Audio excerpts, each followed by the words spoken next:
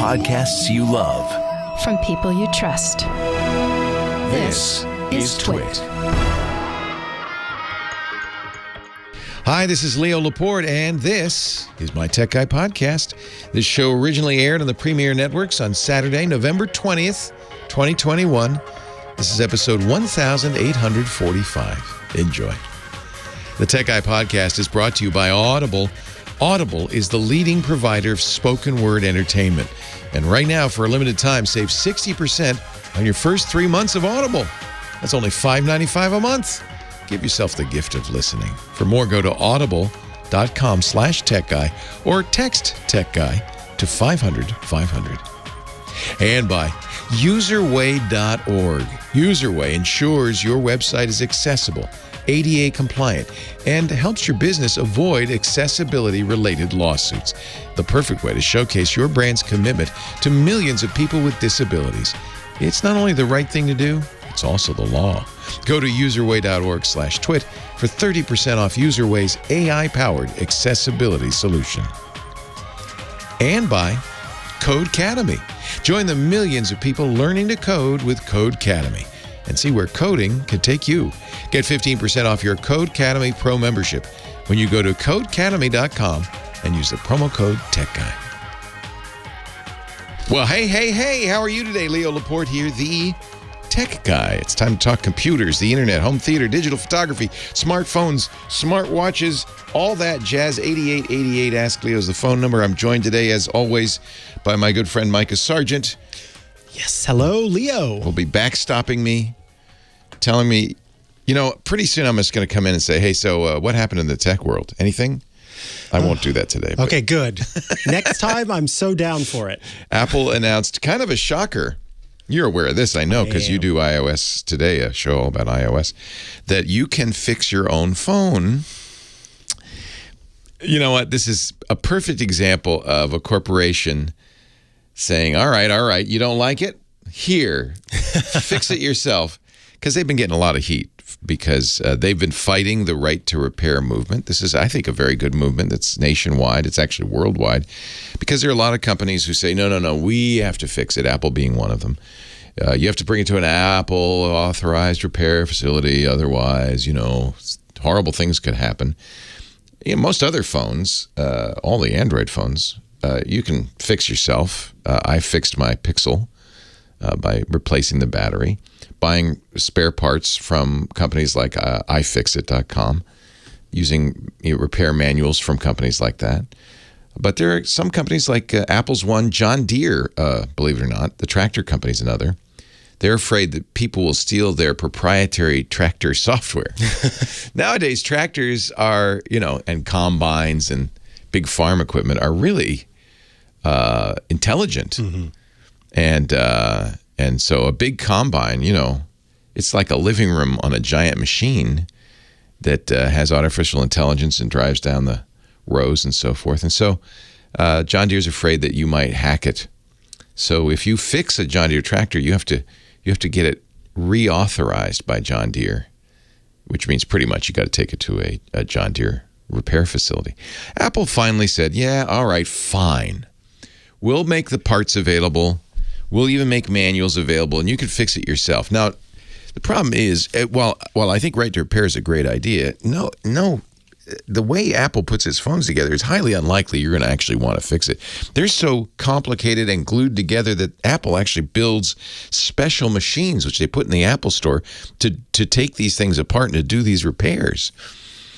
Nevertheless, there are a few things, like replacing a screen, that maybe 1 in 1,000 people will know how to or want to do on their own. So I think it's good that they're doing it, but it's more of a gesture. Martin Pierce, writing in the information, says, Apple's pointless self-repair program. I think one thing that, in order to use this, by the way, you have to buy the part from Apple, and Apple's prices are steep. You have to use genuine parts. You can't take, this is the thing people are a little upset about. The repair movement often takes old phones, takes parts from them and puts them in the new phones, right? You can't do that. You can't have an iPhone sitting around that you just take apart and scavenge for parts. No pick and pull with an iPhone.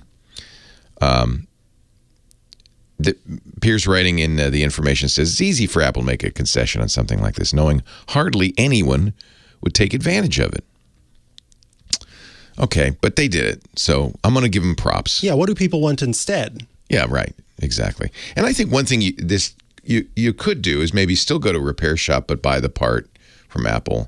The repair shops, the independent repair shops, were complaining that they didn't have access to these parts and stuff. So now, even if you know, I don't know if Apple's going to say, well, you're a repair shop, you can't do it. I don't know how that's going to work out, but I think this is good. It's a positive.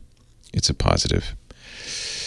I'm looking forward to it as a person who's repaired lots of devices. You have done it. Yeah. For other people, it's because you have tiny little hands. Yeah. I seem to be lucky that you're dexterous. Yes, very dexterous. I've got piano fingers, so I can really get in there and I have hot dog fingers, so it's not going to be piano, hot dog. Yeah, there's a big difference. You'll take it to a repair shop. Yeah. I could do it for you. And what I do like too is that after you order the part, the screen that is broken, you send that into Apple, and they actually give you some money back on that part. So yeah, I think this is good. This is a good thing. I think in balance, it's a good thing.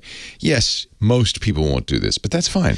And that's the other thing is that we're hearing from people so we had Jason Snell on Tech News Weekly to talk about this, and he's a well-known Apple blogger at sixcolors.com. Yes, people who have an Apple store within an hour drive of them.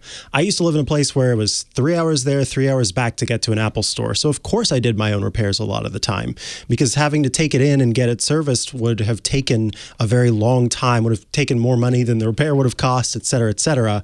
So I think that this also helps folks who are in places where an Apple store is not close by. One of my younger brothers has repaired the screens of like all of his friends. Oh, you're kidding? Yeah, he does it all the time because they're all breaking their phones all the time. Orders it from iFixit, so now he can order it from Apple, and then they also get some money back in the process whenever they turn in that other one. So. Yeah. So on the net, this is a concession from Apple, and hey, we got to take anything we can get. It's good. Yep. What else has been going on? This is a little bit of a slow period right now as we get towards the holidays. Everything that's going to be announced has been announced. Yeah, it's all about let's give you deals on things that exist. Now it's Black Friday. In fact, Scott Wilkinson coming up. Oh, no, he's got the week off today, unfortunately. Yeah. He did last week. He did his Black Friday deals. In fact, we put, I think, his spreadsheet of good TV deals up on the website. So let's duplicate that over to today as well, because people are getting ready for Black Friday. It's really Black Month, frankly. Month. It is. Hey, don't buy even if you have a really good deal, Samsung's Galaxy Buds Pro.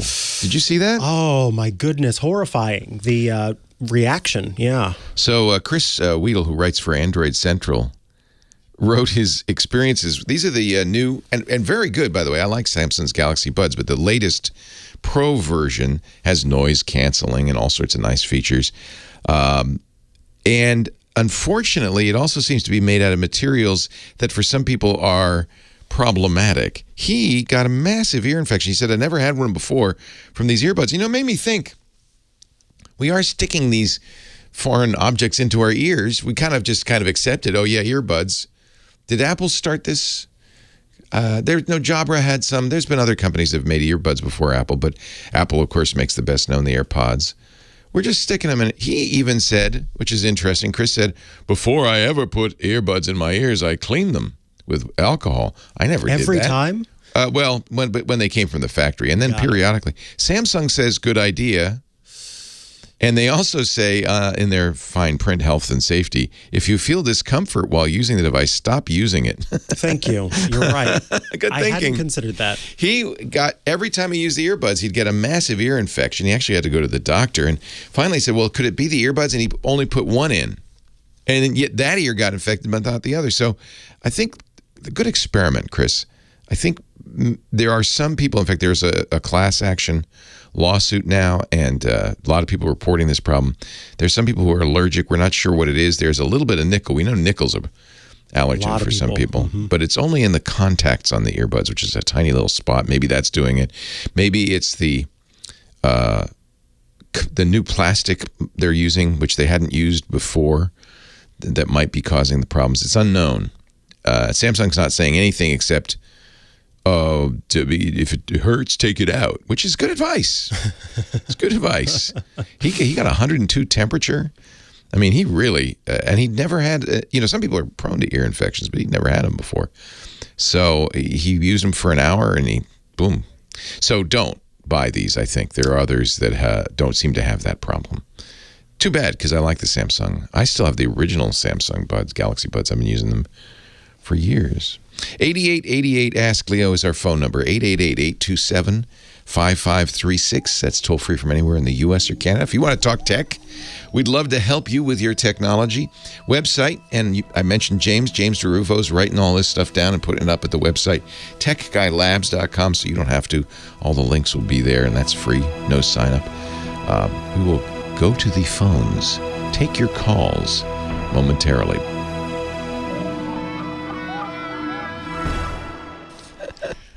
Yeah, 8888 Ask Leo. That's the number. It's written up on the wall. For a good time. Don't call me. Call Leo. That's Kim Schaffer, our phone angel. Hello, Kim. Laura's voice is really deep Laura's today. I don't know what happened. Deep voice. It threw me off. We've got a little trainee in there. Little. It doesn't sound little, does he? No. Jeremiah learning how to run the board. Very nice. So, Kim.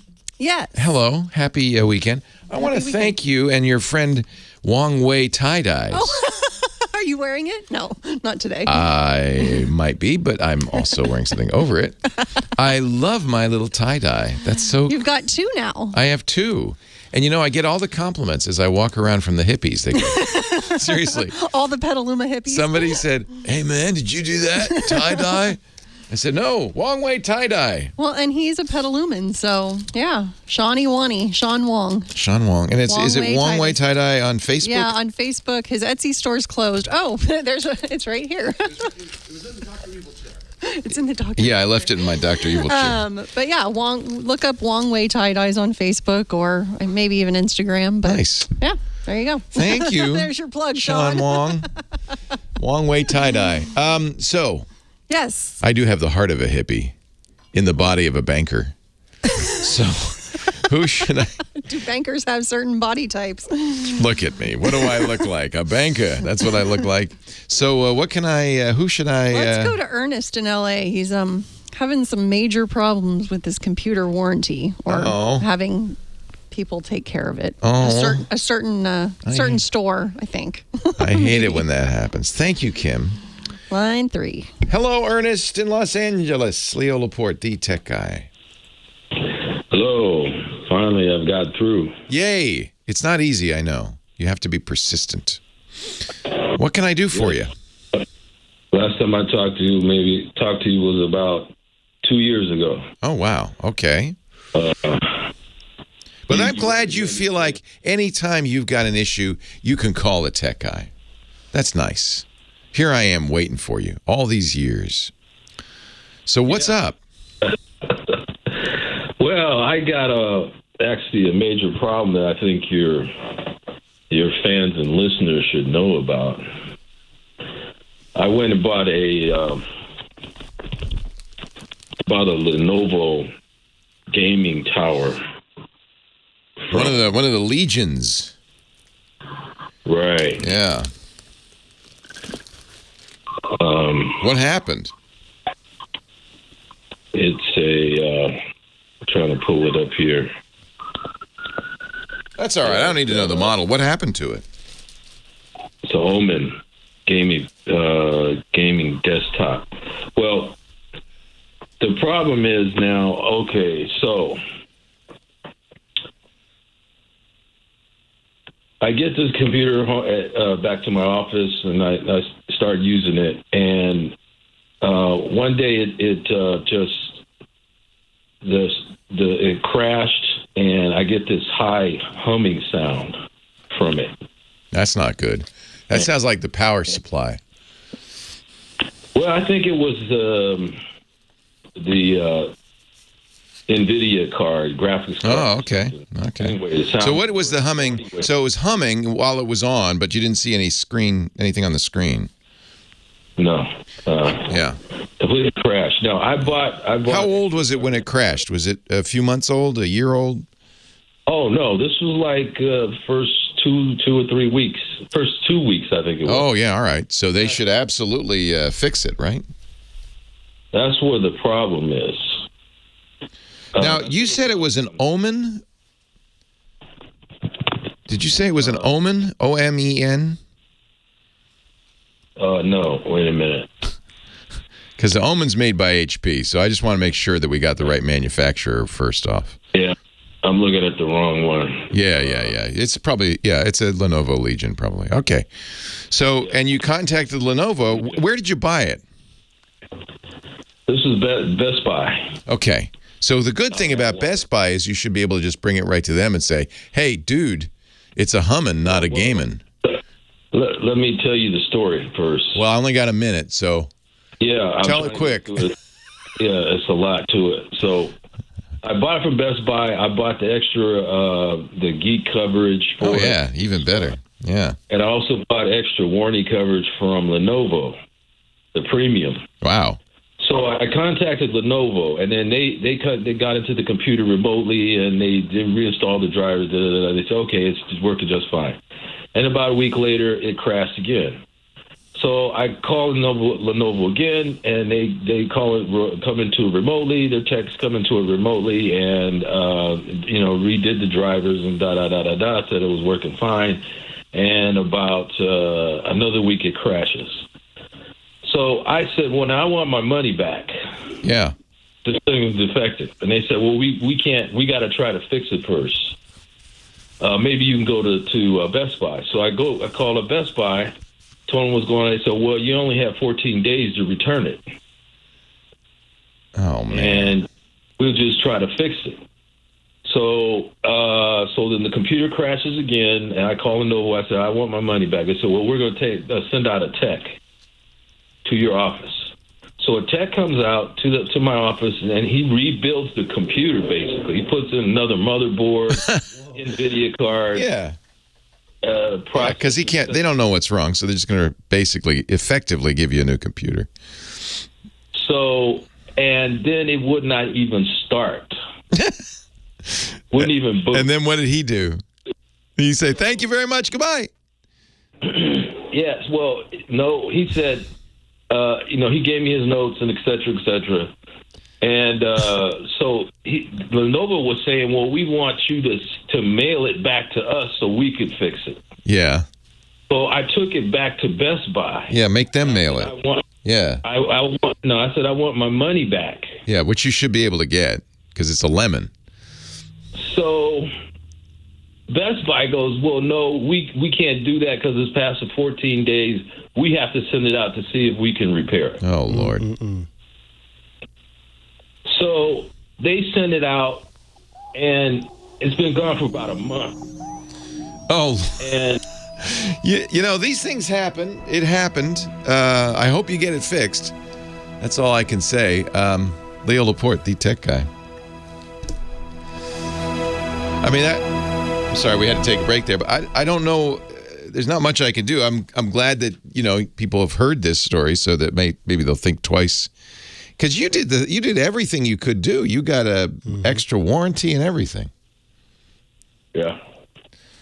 One more thing you could do is dispute it with your credit card. I mean, it might be too late now that it's mailed back. I bought it. I got it on my credit card. And they said, well, they don't have any, extra coverage, warranty coverage. Yeah, but you could, Bank of America. So right now, you sent it back, and you're just waiting. And how long has it been? Well, it's been about a month now that Best Buy has had it, and they called me up and said, oh, well, it's fixed. And they sent it back to the store. I went up there yesterday and said, well, I talked to a manager. And I said, I want my money back. This thing is a piece of junk. And he said, no, we have to try to. He said, our warranty says we have to try to fix it first. Yeah. I haven't read the warranty yet. Yeah. That's awful. So that's what I'm calling you to see if you could give me some pointers. Or what should I do? I don't know. I mean, you're kind of unfortunate. You got a kind of an unfortunate situation. There is a California lemon law for computers, and it sure sounds like you got a lemon. But you also have to go through the process. You could let me see who you contact for the lemon law. It's section 1793.03 of the lemon law. Says any manufacturer of a TV, stereo, computer, or similar electronic device worth at least $100 shall make available to service and repair facilities. Well, see, this doesn't do you any good. They have to provide parts. But I think what you really want to do is like the lemon law for cars, which is, I want a new computer. You've tried to fix this. So is it back yet? That's my question. It sounds like it's back. Yeah, it's back. Is it working? It seems to be working.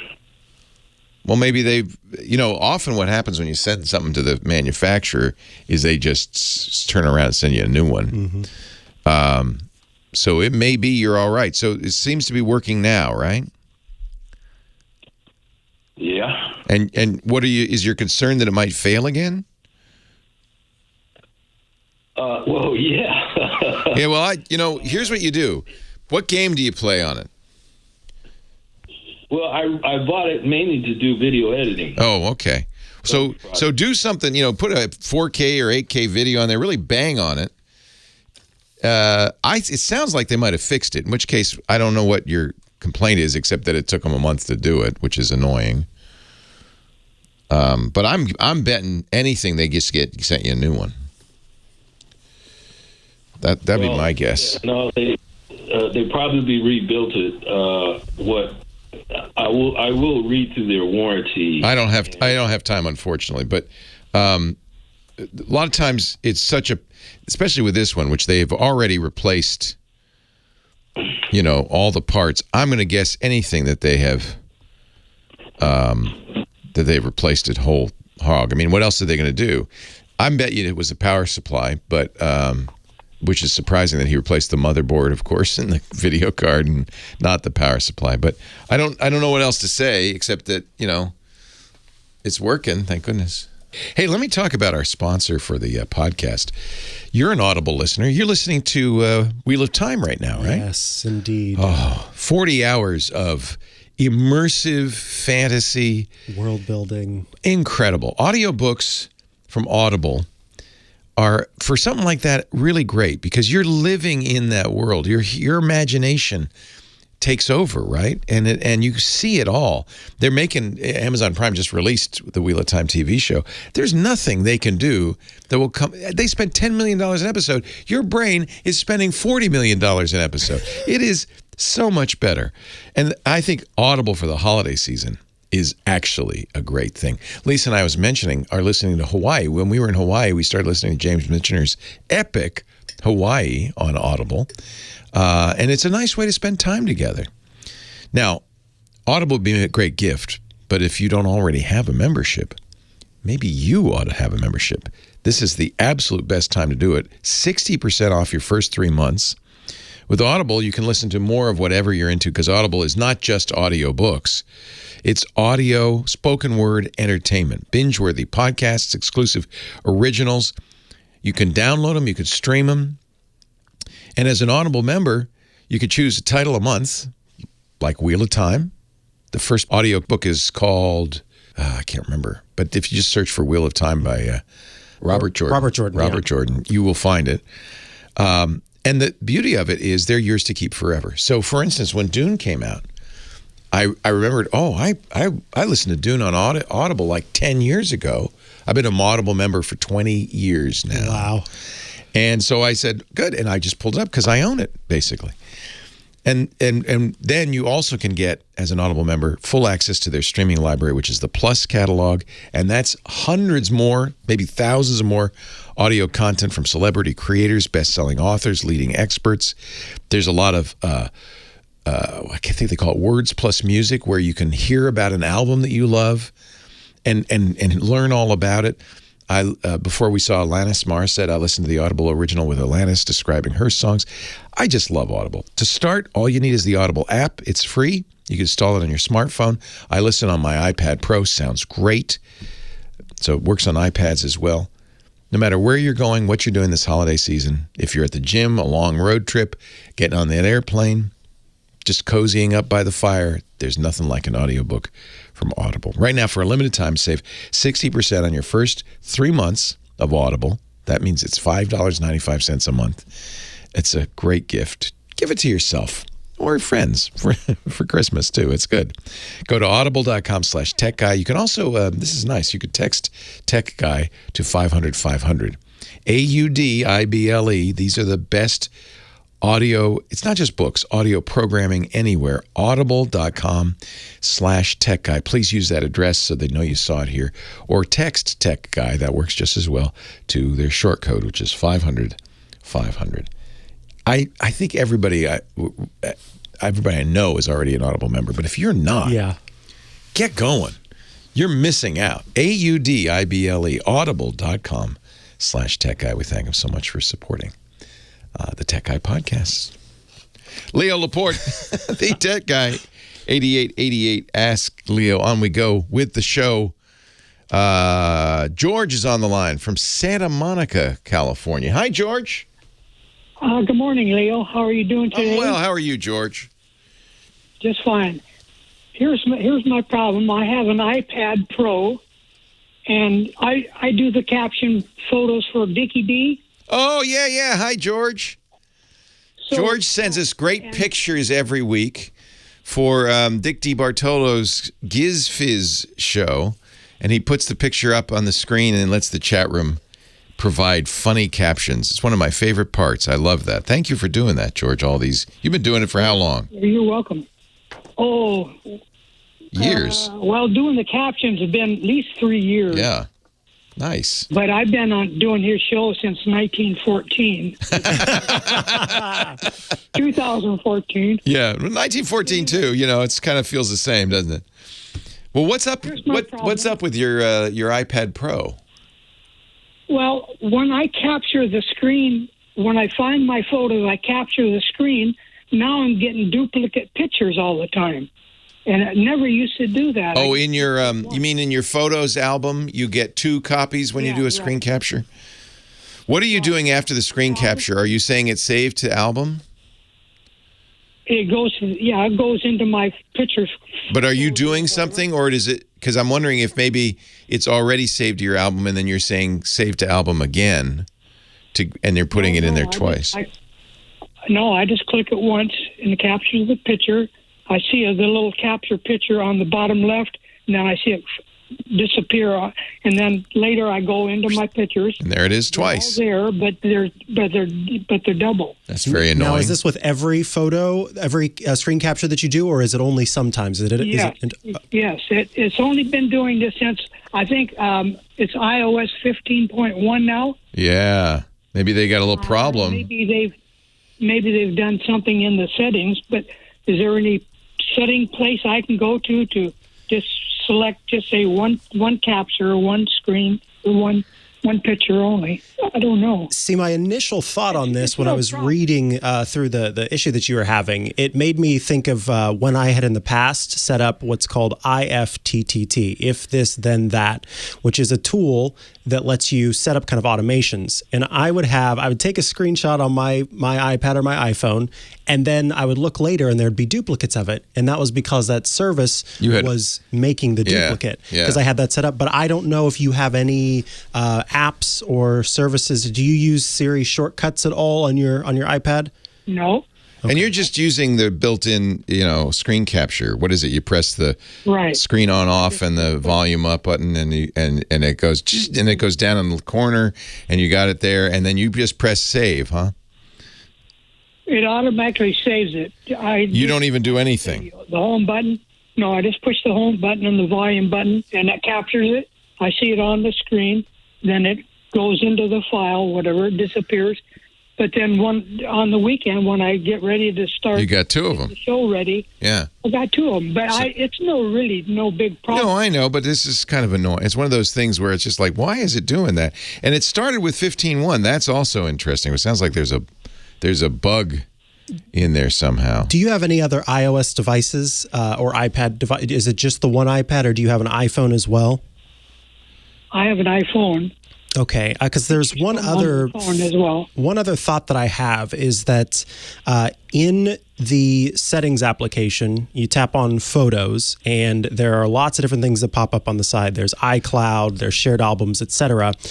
Sometimes there's the option to sync your photo stream. And so it could be that the iPhone is picking up on what the iPad is screenshotting and accidentally making a duplicate. Right. That's a real, kind of out there suggestion, but because of the, it's only happening after the update. You don't have any other software that's doing that. You might check your Photos settings on your iPhone and just check to make sure that everything looks good underneath that section, that it's just saving those photos to iCloud Photos, that there's nothing there that's saying kind of stream my photos or, an option for duplicating things. The chat room's found a couple of people having problems like this with earlier versions of iOS, but you weren't having this problem. It was before the 15 update. It was happening before that. Oh, it was happening before. So another thing people are saying is kind of what Mike is saying is, if you have multiple backup, do you use, for instance, Google Photos for backup? Or any other Photos apps? I think it's Google Photos. Yeah. So you have Apple's Photos. Well, it goes into Apple's Photos. But if you have Google Photos, then that could happen. If it's somehow redating them, then it makes it so that Photos doesn't realize that it's the same photo, which could result in duplicates. But even still, that one, I've not seen that happen with Google Photos. You wouldn't happen to have any kind of network-attached storage or anything like that that's we're just also trying to, backing up. You see what we're doing, George? We're trying to figure out what maybe something else is doing. Right. Yeah. I noticed that the photos are one size, like megabytes, and the other one's a smaller size. Interesting. So that is interesting. That's a clue. Yeah. George, I think... Go ahead. Oh, I was just going to suggest, even though you said you don't use shortcuts, I would consider launching that Shortcuts app on your iPad and just giving a little look through the ones that are there to make sure that at some point one didn't get set up, or sometimes Siri will recommend some to you and those can accidentally get turned on, because it could be some sort of space-saving feature that is making kind of duplicate versions where one is small and one is large. Oh, okay. I'll check on that, yes.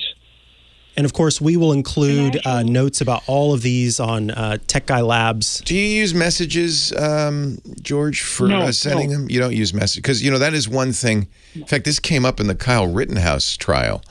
You may remember there was I'm not laughing. I shouldn't laugh. It's a serious subject. But the video, one of the videos that was being used by the defense team, they got airdropped, which came full quality. But then they emailed or messaged to the prosecutors had it, and they emailed a message to the defense team.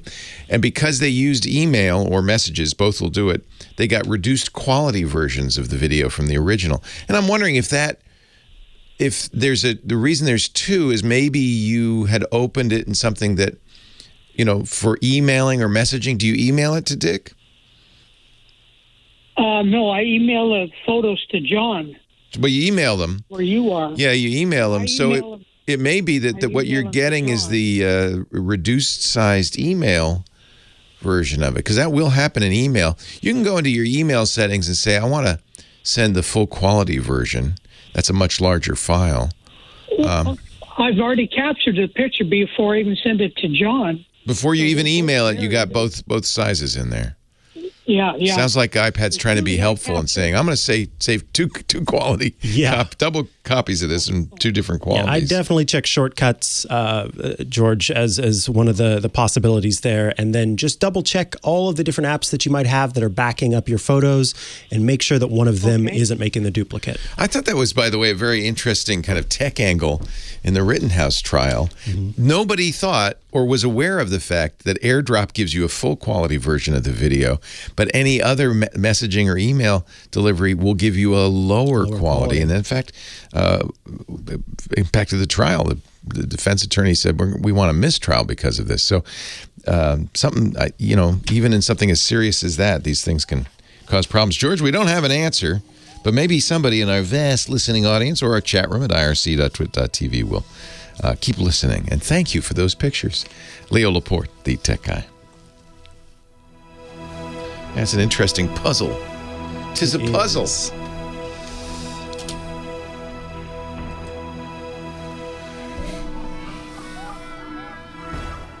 Yeah, I would like to know the answer to that myself. Thinking, well, you've got the iPad there. Yeah. So if you press the screenshot thing, as I remember, it puts the screenshot in a little lower left corner, right? Mm-hmm. And then you can do things with it. Now, it doesn't, once you've done that, is it saved now to Photos? It is, yeah. Okay. But then if you tap it, you have other options. Yes, you can edit it. And if, for instance, at this point, if you modified it, would it save it again? I think it would. Well, I just took a new screenshot. That's a good point, though. Yeah, let me see if I do something to it and I choose Save to Photos. Now you should have 3 copies. No, you only have 2. It saves it as the original. Yeah. So I don't. And he was just my waiting. theory is wrong. Yeah, he was just waiting for it to disappear. Right. So that sounds like a bug. Now, one thing always, and I should say this every time, is anytime your iOS devices act funny, reboot them. Lisa has all sorts of weird things happen on her iOS devices. And she's discovered that a simple reboot almost always fixes it. Yep. So these are computers. Have you tried turning it on and off? Yeah, these are computers. And sometimes, I mean, that's dopey. It shouldn't have to have that, but that happens. Every time I hear a rap song here, I wonder, should I start talking really quickly so that we don't get to the part where it gets bad? Problematic. Girl, I must warn you. Well, Leo Laporte, the tech guy, with Micah Sargent, junior tech guy. No, you're not. You're a full-blown tech guy. Tech times 2 answering your calls. Victoria on the line from Pasadena. Of course, we've struck out on both the calls, so maybe we can help Victoria. Hi, Victoria. Hello. Victoria's driving down the highway.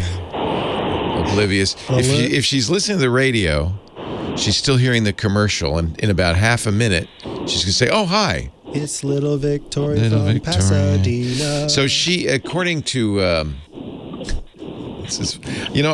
don't want to listen in because if she says something embarrassing, that's true. So I'm gonna take that off there. But according to Kim, she wanted to know about a Wi-Fi extender. We get this question a lot. Wi-Fi was designed and first delivered in a day and age when you might have a computer, maybe you had a phone. It was a simple world. It was a simple back time. In those days. Yeah. All it was. But now everybody's got Wi-Fi. Your neighbors have Wi-Fi. You have many devices using your Wi-Fi. It's a much more challenging environment than it used to be. And so people all of a sudden are noticing, my Wi-Fi used to work fine, but now it's not as good. And of course, it's always hard to diagnose a problem with your internet connectivity because it's not necessarily the Wi-Fi router, could be the computer, could be the internet service provider. There are a lot of places along the chain that could be problematic. But assuming that it is Wi-Fi range, a couple of things to think about. First of all, Wi-Fi does not travel well through people. So you want to put your Wi-Fi router ideally in a place that's central to your home and high up so that it goes over the heads of people. Believe it or not, this is important. Moving your Wi-Fi router, your base station around can often fix these problems because Wi-Fi is just radio signals. It's really a high frequency. It's 2.4 gigahertz and 5 gigahertz. Those are microwave frequencies. And just like your microwave, your oven is also 2.4 gigahertz. It doesn't go through things. That's why it's safe to use your microwave. You're telling me I shouldn't stick my router in a closet? Do not put it in a microwave or a closet. Or a microwave, right. So, it doesn't go through walls very well. So ideally, you know, Wi-Fi works best if it's line of sight. That's impractical because you got rooms and stuff. One Wi-Fi manufacturer, Plume, likens it to a lamp and says, well, you wouldn't put a lamp in your living room and expect to be able to read a book in your bedroom. So now, of course, they sell extenders. They sell multiple. Plume is like eero and others, a mesh system where you have a base station and then multiple extenders. And that's really the way most people these days are solving that problem. Let me check and see if Victoria's there. Are you there now, Victoria? We're going down the 405 it's because the Wi-Fi with Victoria. extender isn't working. You can't get in touch. So she actually was asking about the eero, which I have used and is very good. It's an excellent choice. Google makes them. Linksys makes some. The VOIP. I've used the Orbeez from Netgear. Those are also very good. All of these work essentially the same way. There's slight differences. They're not really Wi-Fi extenders. In the early days, people sold Wi-Fi extenders, which were kind of just second radio transmitters that you'd put, down the hall. The problem with them is they spend half the time talking to the base station and half the time talking to your laptop. So they actually cut the bandwidth in half because of that. So a Wi-Fi extender can only be half as fast. These new mesh routers, their chief feature is they have a separate back channel. They don't slow down the internet on its way to your laptop because they can talk on a back channel with the base station. That's really all mesh routers do. Now they add some additional features. eero has a lot of really nice additional features, including a subscription, which some people don't like, the yearly subscription. My home is 3 floors, and so I've got eero. The one is in the garage, which is the bottom floor. The second one has an extender-ish, and then the third floor has the main one because that's where my office is and everything That's else. a very common problem, which is getting upstairs. Mm-hmm. So that solves it. Yes, it works very well. But I wanted to briefly mention another solution that I think is pretty great, which is something that I've used called Mocha. A lot of people have cable wiring in their home because at some point someone wanted cable, and so they came in and they put a cable in the living room, put a cable jack in all these different rooms. And Mocha, which is made by a few companies, but ScreenBeam is one that's very popular, lets you extend your internet connection over those cable jacks. So you plug in on one side, one on the other, and it helps you to have power or have the internet running in multiple places. So this is another way of solving it. So the idea of using a mesh router is to keep it all wireless.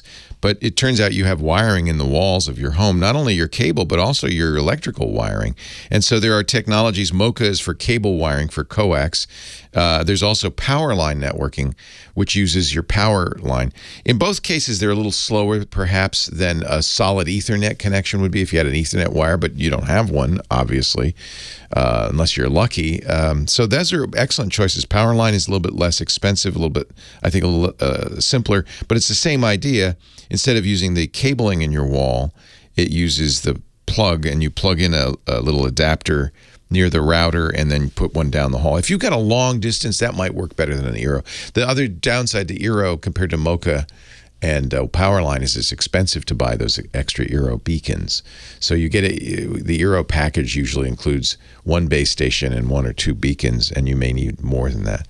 So Mocha, M-O-C-A? M-O-C-A. Which is a good choice, or Powerline networking.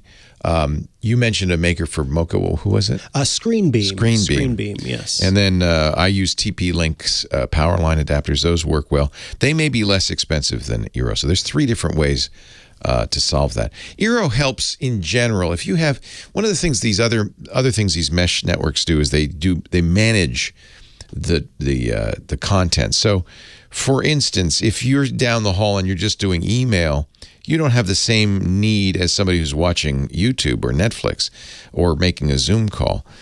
So these mesh systems will prioritize the Zoom call over the email, because email, if the packets don't arrive all at the same time or one's delayed, it's not the end of the world.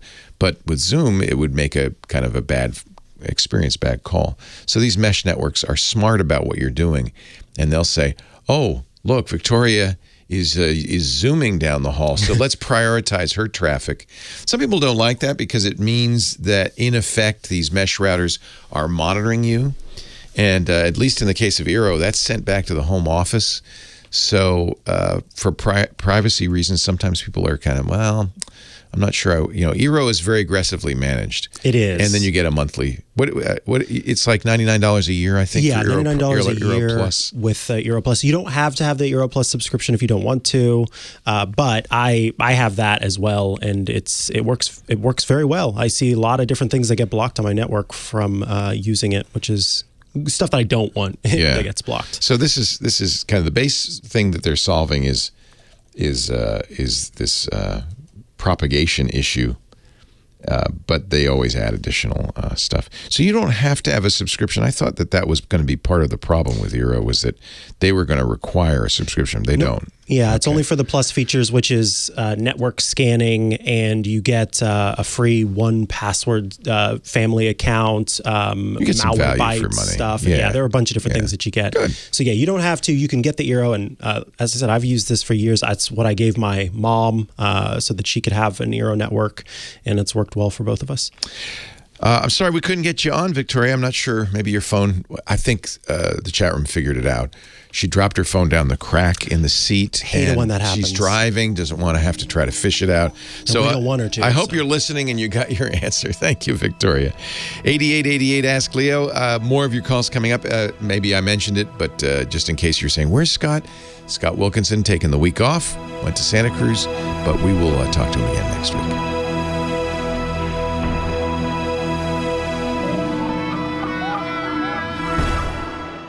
This one I really want to talk about. Our show today brought to you by UserWay at userway.org. You probably, I think anybody who has a website is aware of the fact that the ADA, the Americans with Disabilities Act, requires your website, just like your place of business, to be accessible. That can open you up to lawsuits if it's not. But I'm not even going to push that as a reason to use UserWay. Do it because it's the right thing to do and because it's good for your business. It opens up your business to more than 60 million Americans with disabilities who couldn't use that website. It's a very famous pizza company said, hey, we got a phone number. That should be enough. Just call the phone number if you're blind, and you don't have to use our website. U.S. Supreme Court said it doesn't work that way.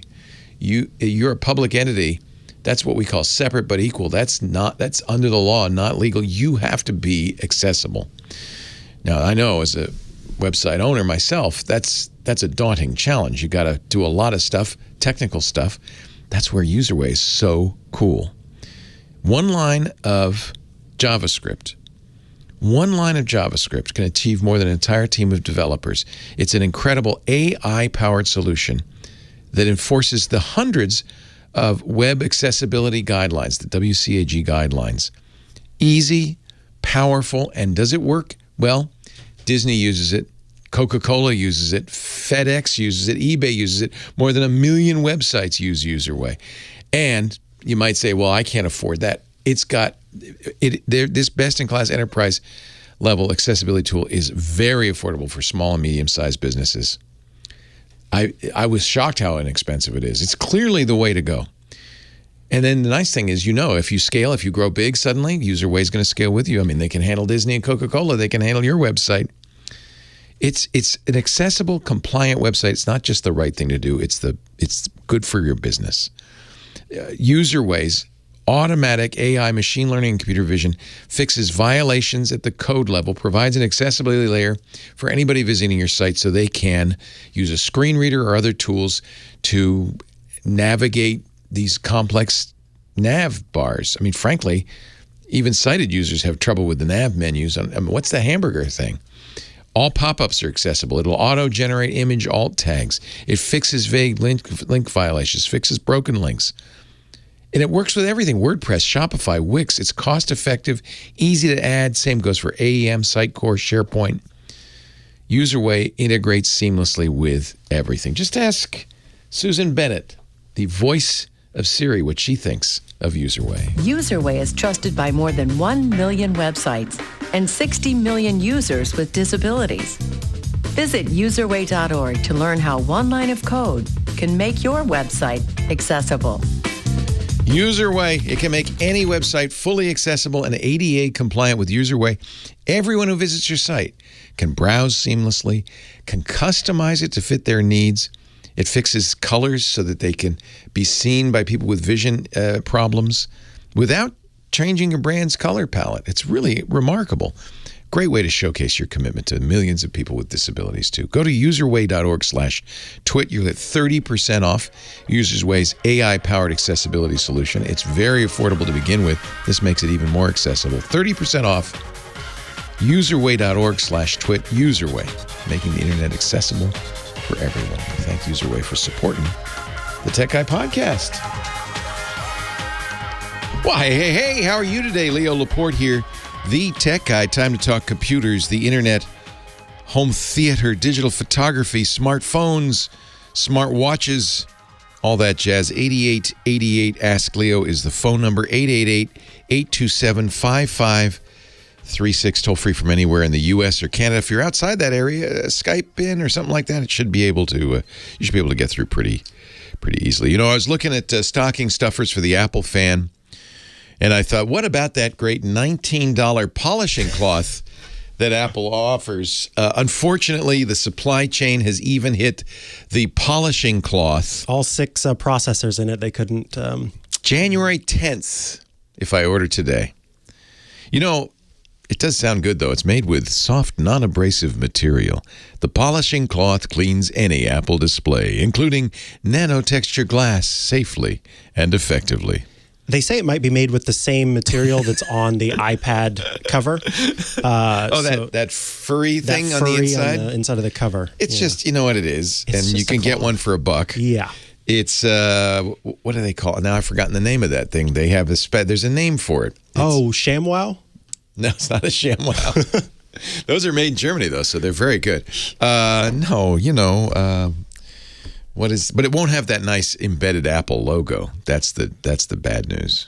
So $19. $19 for a cloth. Wow. No thanks. Although Matthew Casanelli sort of reviewed it on Smart Tech Today. He actually bought it. He bought it, and he got it early. If you get, you got to get up at 5 a.m. and order right away. But you can get that polishing cloth. It's made out of microfiber, which is a synthetic. It's a poly, but it doesn't scratch. Doesn't scratch. Doesn't pick up the lint and anything. The cloth actually, the instructions for the cloth include a note that says you can use isopropyl rubbing alcohol on your devices. They're wrong. That's what the Apple thing Apple says you can. Yeah. Don't do that, folks, because that'll just strip the heck out of that stuff. Well, certainly, okay, maybe you could do it on Apple screens, but don't do it on any other computer screen. Don't use 100% isopropyl. No alcohol at all, or ammonia. Don't use Windex either, because it's going to. There's coatings on these screens. You don't want to. Wow. Okay. I guess maybe if you have the polishing cloth. I didn't realize this would be. Yeah, maybe the polishing cloth is magically. It neutralizing. A chamois would work. A sheepskin chamois would probably work. The good news is. The Apple polishing cloth is gluten-free, Micah, and I know you care. I know you care about those things. I really thought about gnawing on it, and I thought, I can't do that. 8888 Ask Leo. Robert on the line from Murrieta, California, our next call. Hi, Robert. Hey, man.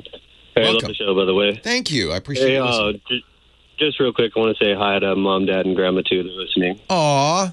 Hi, Mom, Dad, Grandma. Robert says hi. Are you all getting together for Thanksgiving? Oh, yeah. Yeah, we are. Nice. Hey, so I have a couple questions, and I'll try to make them quick. I'm in the market for a new laptop. I want to run something like Fusion 360 or Blender, perhaps. Do you have any recommendations? I mean, there's so many things out there. You know, it's hard to kind of find something or what. Blender and Fusion 360 both are GPU intensive.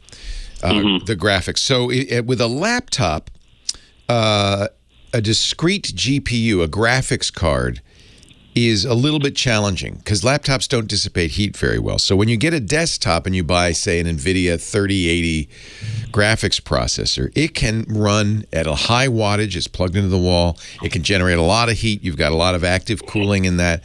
You just can't really put the comparable power into a laptop. So they're all. Yeah, they have laptop grade NVIDIA cards. They have laptop grade AMD cards. They're just not quite as fast. But if you really want a laptop, all right, I'm gonna throw you a curve here. Certainly, there are good Windows machines. Obviously, given our first call of the day, you don't want to get a Lenovo. But actually, I've had great experience with Lenovo. There are lemons in every company makes one or two bad ones. It's how they stand behind it that really matters. But I would look for, believe it or not, a gaming machine is going to have the best graphics processors. So companies like Lenovo's Legion laptop or the Alienware from Dell laptop, the Area 51, those will have very, very good GPUs in them. If the software you use works on a Mac and works with Apple Silicon natively, I think Fusion 360 is, I would check. I'm not sure about Blender because that's an open source product. But check, because that is actually, I think right now, the best GPUs in a laptop are made by Apple. They are comparable in all of the benchmarks I've seen, the Cinemark and so forth, to a desktop 3080 or better. They're comparable to the high-end NVIDIA cards. And it's all Apple, though. It's all being done by Apple. And they're doing some very interesting things because Apple uses something called unified memory. All the memory on the system can be used by the graphics card. You'll see when you buy a PC with graphics cards, it'll say how much memory. But that's discrete, that's separate from the main memory. And so you're actually, if you get a 64 gig, for instance, RAM on an M1 laptop, M1 Max is what you'd want, you're going to get a whole lot more RAM available to the graphics card than you would if you got a discrete GPU on a PC platform. So for that and other reasons, these are pretty exciting devices. But you got to check because if the software you want doesn't work natively with Apple Silicon, bad idea. Okay. And then as far as purchasing it, I mean, should I wait till Black Friday or Cyber Monday, or what would your recommendation? Yeah, it depends. The biggest problem right now is supply chain. Everybody who makes this stuff is constrained. They're hard to get. There's often several months delay. It's not just the Apple polishing cloth that's delayed till January. We tried to order a high-end Apple laptop, and we're not going to get it till after Christmas. So it is a couple of months at this point in some cases. So that's the first thing to be aware of. There will be Black Friday deals. Generally, for these high-end, what you're looking at, and by the way, I should prepare you. Are these going to break the bank? Yeah, that's the next thing. They're going to break the bank. They're going to break the bank. So that is something to be aware of. You're talking here more north of $2,000. The maxed out high end Apple is about $4,000. So if that's out of your budget, and then if I went with the desktop, I mean, would that be a little bit lower? Because I don't have much space to set up, a desktop and a monitor and all that. Yeah, laptop's fine. I desktop to my TV, but I have a 65-inch TV. But that's exactly looking at it. Yeah, that's exactly why people get laptops, right? But it's important to understand because of the heat constraints of laptops, they're never going to be quite as fast as a desktop. Heat and power are the big issues. And so the NVIDIA graphics cards draw a lot of power. They generate a lot of heat. In fact, if you look at these cards out of the box, they've got massive fans and heat sinks on them. The cards are gigantic because they have so much heat dissipation hardware attached to them. So what's your budget? I guess I should ask that up front. I mean, I'm thinking, I'm not going to get away with spending $900. I was thinking I'm going to have to pay, $1,200, $1,500. Yeah. Are you a student? Is this something for like school or? No, it's just something I want to do on the side. No, I'm not a student. Yeah. I work. I would look at you can get something in that price range. It's look, they're going. Here's the thing: they're going to work. They're going to work fine. It's really just how long it's going to take to do the rendering. Mm-hmm. And the reason, I just saw a story that said a lot of companies are just going out and buying the highest end Apple laptops because their artists, their 3D artists, are so expensive per hour that it's actually cheaper for them to buy more hardware because they don't have to pay them as many hours to sit and watch the machine. I think Lenovo Legions are very good laptops. They start at $1,000. Okay. So you can decide. They come with the GeForce RTX 30 series graphics processors. That's a good fast processor. They're nice machines. Do you want a big screen? Do you care? No, I don't really. It doesn't have to be a huge screen. Okay. I'm not really planning on gaming on it. I want to make 3D models. Yeah, I think this is great. My friend Alex Lindsay, who's a avid 3D modeler, would say right now, Apple is the future 3D modeling. They have a new format, USDZ, and Apple, of course, has great ambitions in augmented reality. That means 3D modeling is involved. They've really kind of said, we want to do 3D modeling. So it might be worth looking at Apple. You don't have to spend, I spent $2,000 on the low end new MacBook Pro. That's the lowest you can get. They start at $2,000, so it might be out of your budget. But Apple is, in many ways, I think, the future of this. On the other hand, Blender will work better on Windows, I think. So take a look at, I would say, the Legions. They have a 15-inch that has excellent RTX. These are gaming, but, it's the same kind of thing. This 3D modeling and gaming both use. Is someone going to throw these in the show notes? Yes, so James, throw them in the show notes. And I will put a link to a $1,500. It's the Legion 7. It's a 15-inch laptop. It's got an AMD processor. But you could choose between GeForce or an AMD. I would say for you probably want to get GeForce. But you should look on the software you want to use and see what they recommend. That's the other thing you could do. In fact, might not be a bad idea.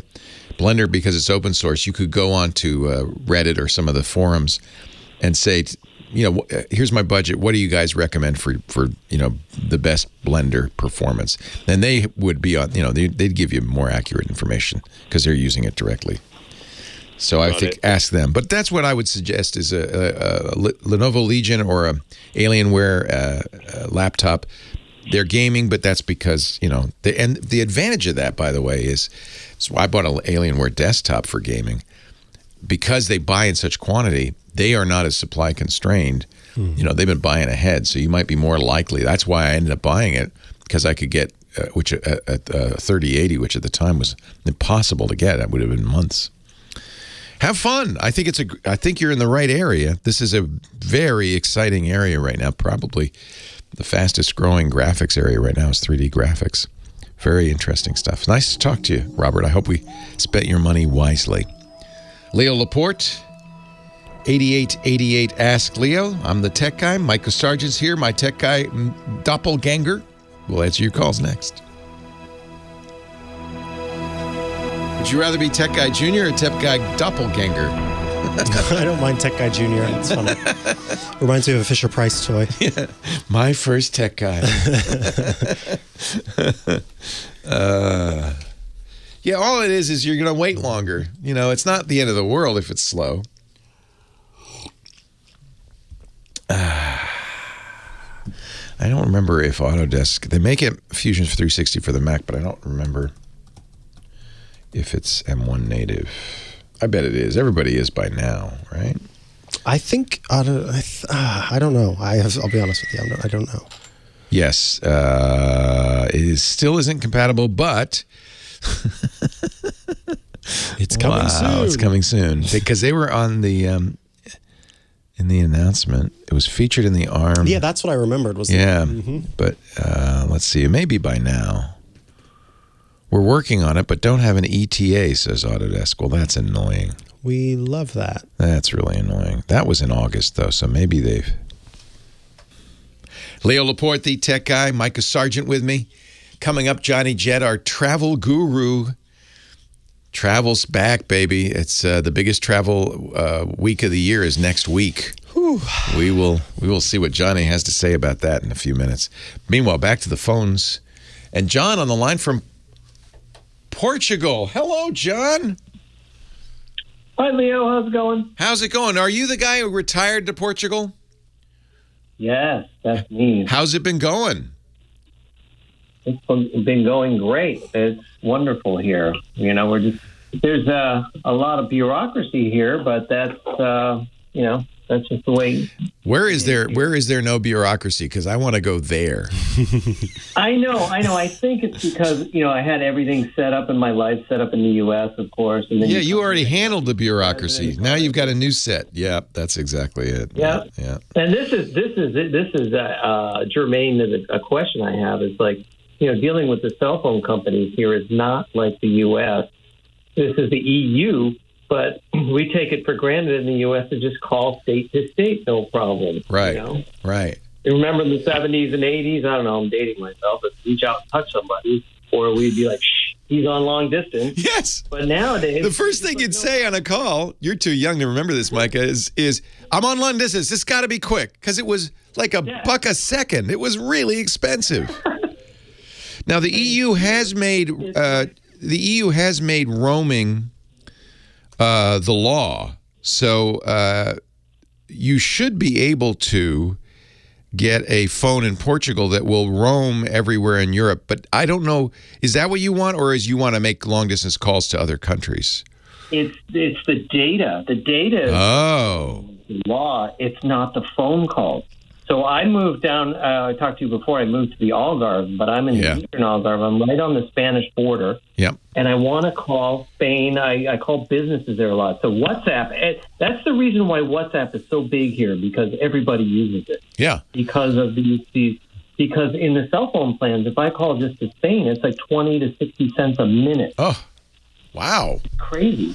Yeah, and I'm in little Portugal, so, if I want to go to France or I go to Spain or Italy or something, I have to be, worried about these charges, not the data, just these calls. Phone calls. Yeah, the EU roaming regulation a couple of years ago eliminated the cost of roaming for calls, text, and data. But that's as you move around from country to country. So that's a good thing. You can have a phone that you bought in Portugal, and you should go anywhere in the Schengen nations, and you shouldn't have any additional expense. It should cost the same. But that does not apply to cross-border phone calls. That's a different issue entirely. Yeah, it's weird, and I wasn't prepared for that. So I'm trying to trick or find a workaround. Like Google Voice, I have Google Voice, and I'm calling you on iPlum right now, but that, it thinks it lets me call the U.S. for like nothing. It's just a yearly subscription fee. But Google Voice detects the Portuguese cell phone network, and it won't let me place a call like I'm in the U.S. Calling to, like if I call to France or Spain or something, and I could do it for like 2 cents a minute or whatever. Yeah. Google Voice. Yeah, but it only works if you're in the U.S. to call out. If you're in Portugal, that you don't get that. Oh, that's so frustrating. And I have ExpressVPN, of course, to watch all my, HBO and all that kind of stuff. But that doesn't trick it. No, it won't trick because it has to interoperate with the Portuguese phone system. So it knows where you are. There's no way not to. VPN will protect you there. It's always tied to your cell phone number, right? Yeah, that's right. I'm looking. I always refer people before they travel to a wiki called Prepaid with Data, and I'm just looking at Portugal. And they have, it looks like you've got 3 networks, Mio from Altice, Vodafone, and NOS or NOS. Yeah, NOS. Yep. And so it has pricing for voice and data on here, but I bet you they're probably all pretty similar. But take a look at that wiki because that might give you some idea. The other thing to do is not Google Voice, but there are a lot of other ways to make phone calls. Look at Talkatone. I don't know how it works overseas, but I've used Talkatone to voice enable my iPad. And it gives you a phone number. You make local calls, but you're using the internet to do it. Talkatone at Talkatone. But I wonder if the U.S. restrictions are not universal. Leo Laporte, the tech guy. Don't go away, John, because I'm here. I still had to take a break. I'm going to guess So what you want is a cloud carrier that doesn't ride on the phone network at all and charges you per the minute. You've tried WhatsApp to do this, and the WhatsApp voice calls don't? Yeah, WhatsApp's great if the other WhatsApp. But they have to use it. You don't have the hang of it, but they have to have the WhatsApp app installed. Right. And when I'm calling businesses though, like when I'm going on a trip and I want to call a restaurant because COVID, everything's messed up. You got to call ahead. You can't rely on the hours, for instance. You got to call these businesses, and it's a landline, and WhatsApp does not work for landlines. That's the main bugaboo with it when you want to call it. So Talkatone does work. You get a U.S. number, but you can use it overseas and call U.S. numbers on Wi-Fi. So it would work calling to the U.S. from Portugal. I think Talkatone might be. It's owned by Uma. iPlum to call you right now. Yeah, this sounds great. From Portugal, I put my Portugal phone number in. It lets me call the U.S. all day, and then there's no. It's just a subscription fee. Yeah. And but I can't call. It won't let me call like. So Talkatone, Talkatone lets you call any phone number. I would try Talkatone. It is global. Okay. It's on the App Store, so you download the app. There's a fee you pay. There's small fees for having a phone number, a variety of different features, but they're not expensive. And it uses data, not the phone system. I use it on my iPad to make it a phone, basically my iPad Mini, and it worked great. I just didn't need it, so I stopped subscribing. And it says no roaming fees. And you can call a landline. Skype will also let you call a landline. I would look at Skype. They used to call it Skype out. You could, for instance, in Portugal, use Skype to call this 800 number. It's interesting. Tell me about this iPlum. This is new to me. I've never heard of this one. Yeah, iPlum is, we're, of course, these expats, we're all connected in these Facebook groups and everything, and everybody had talked about that. I hadn't heard about it. Yeah. And it works pretty good. It's an app, and pay, like, for the whole year, it's like... But you can't use it to call Spain? No, I can use it to call the U.S. I see. It's really for just calling from here to the U.S. Yeah. That's why expats like it, because it gives them a U.S. number in effect. Yeah. And I ported one of my numbers to iPlum. Yeah. Port numbers, the U.S. that's numbers nice. To it. Yeah. Yeah. So it's mainly for that, and iPlum is used for that. It's like an old Ring Central kind of thing. Yeah. One number, and you don't have to give up. Let me keep looking. I would look at Talkatone, but I bet you it's the same as iPlum. But I'm not sure. Yeah. I mean, it says it's used globally, so I don't know if that means to call the U.S. globally, like iPlum, or if it can call from Portugal to Spain. So, other than the bureaucracy, would you recommend it? Oh gosh, yeah. It's nice. It's wonderful, and the weather's beautiful in the Algarve, I bet. Exchange rates? Oh my gosh, yeah. It's just wonderful. The people are so welcoming. Everybody's not armed to the teeth. It's really mellow. Sounds like heaven. Sounds like heaven. Hey, I got to run, John. Great to talk to you, though. I'm glad you're doing well. We'll keep looking for some other alternatives. In fact, I'll ask Johnny about that.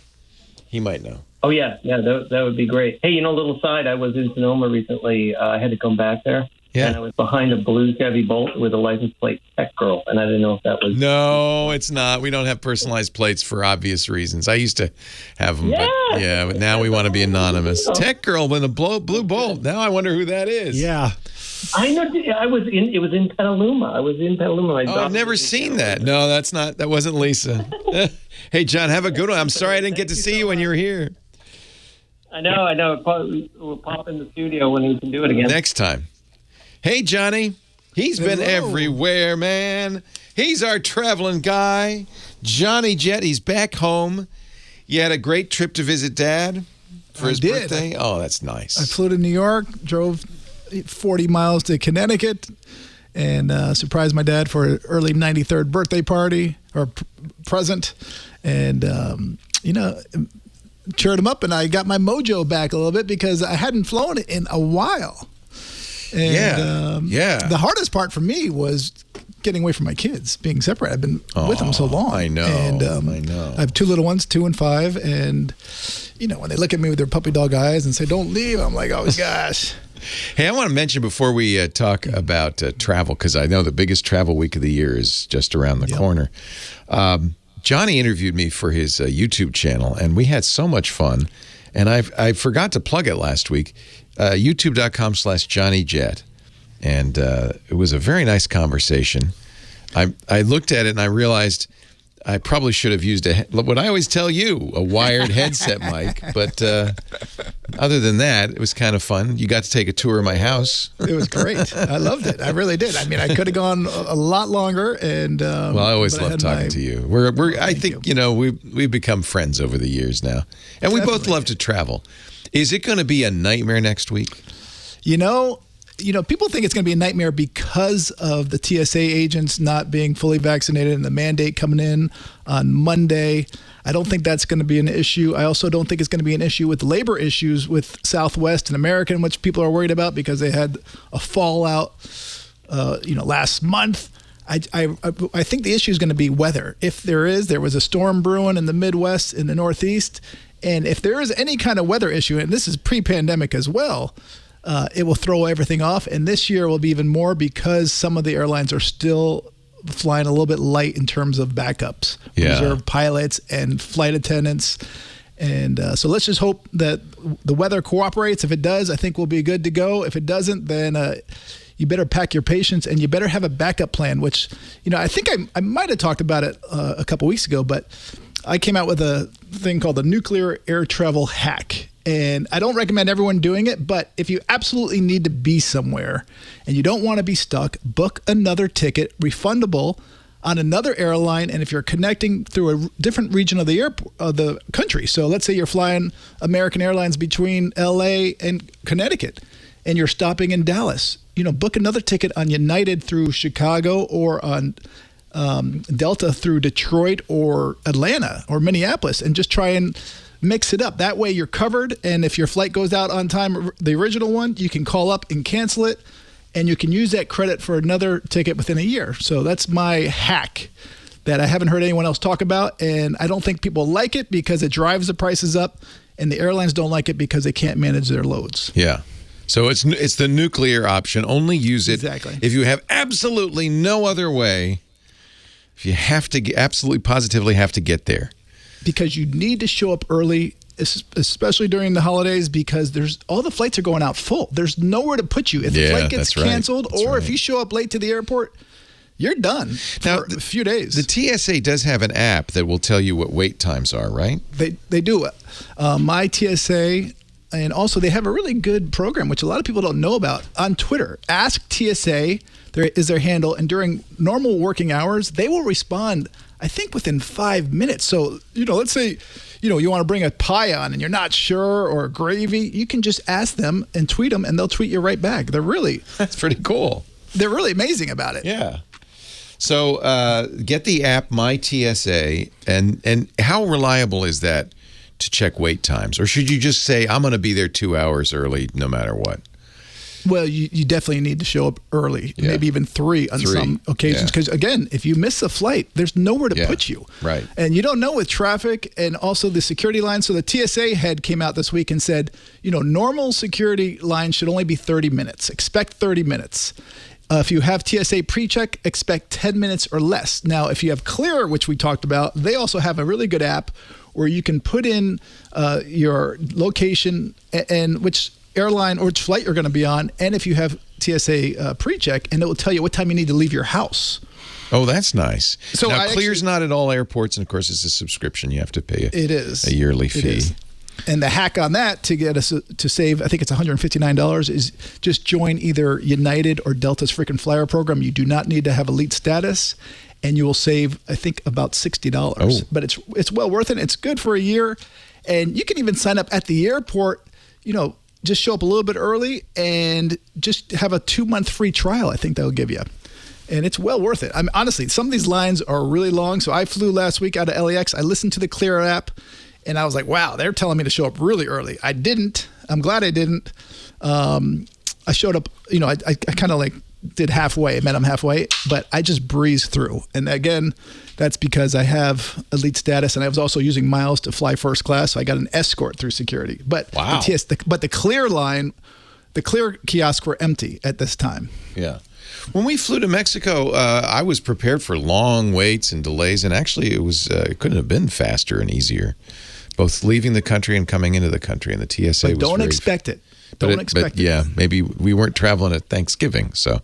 Yeah. So yesterday, over 2.2 million people went through TSA checkpoints across the country yesterday. Is that 2019 levels? Yeah, well, 2019 was 2.5. Okay. I think for that, but.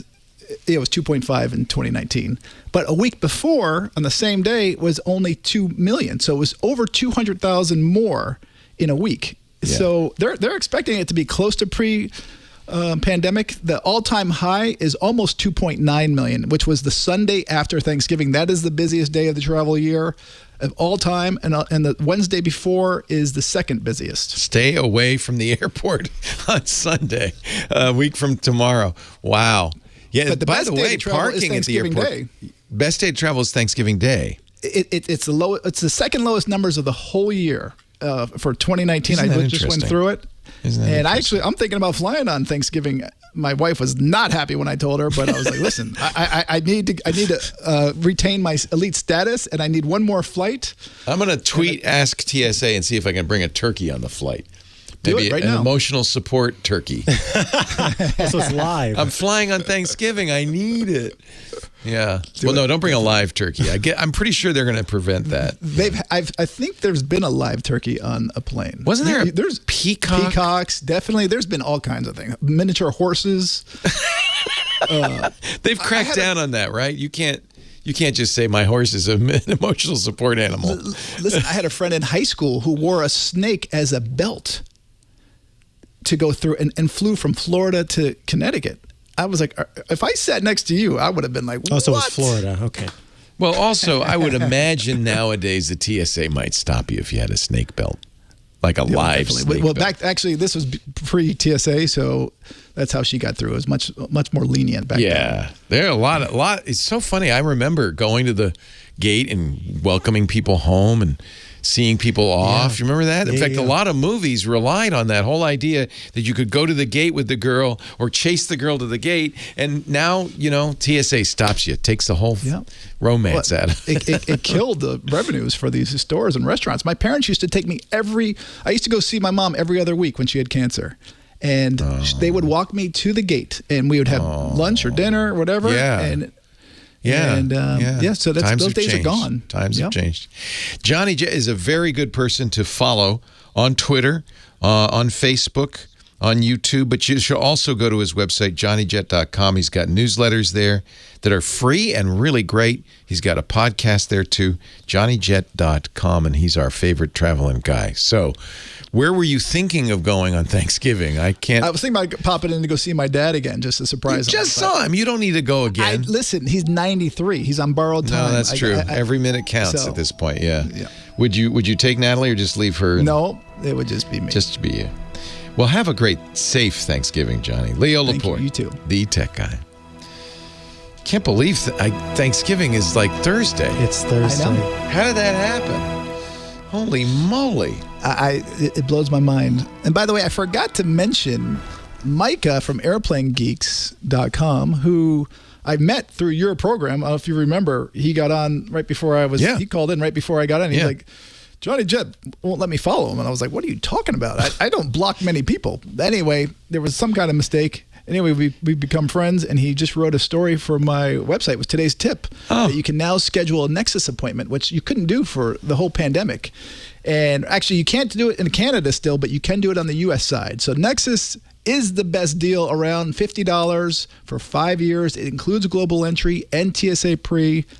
So this way, when I go to Canada, I cruise through immigration. When I come back to the U.S., I cruise through using the global entry, which comes with it. And then when I go through security here, I get TSA pre. So it is the best deal. Otherwise, it's $100 if you just do global entry, and that does not come with Nexus.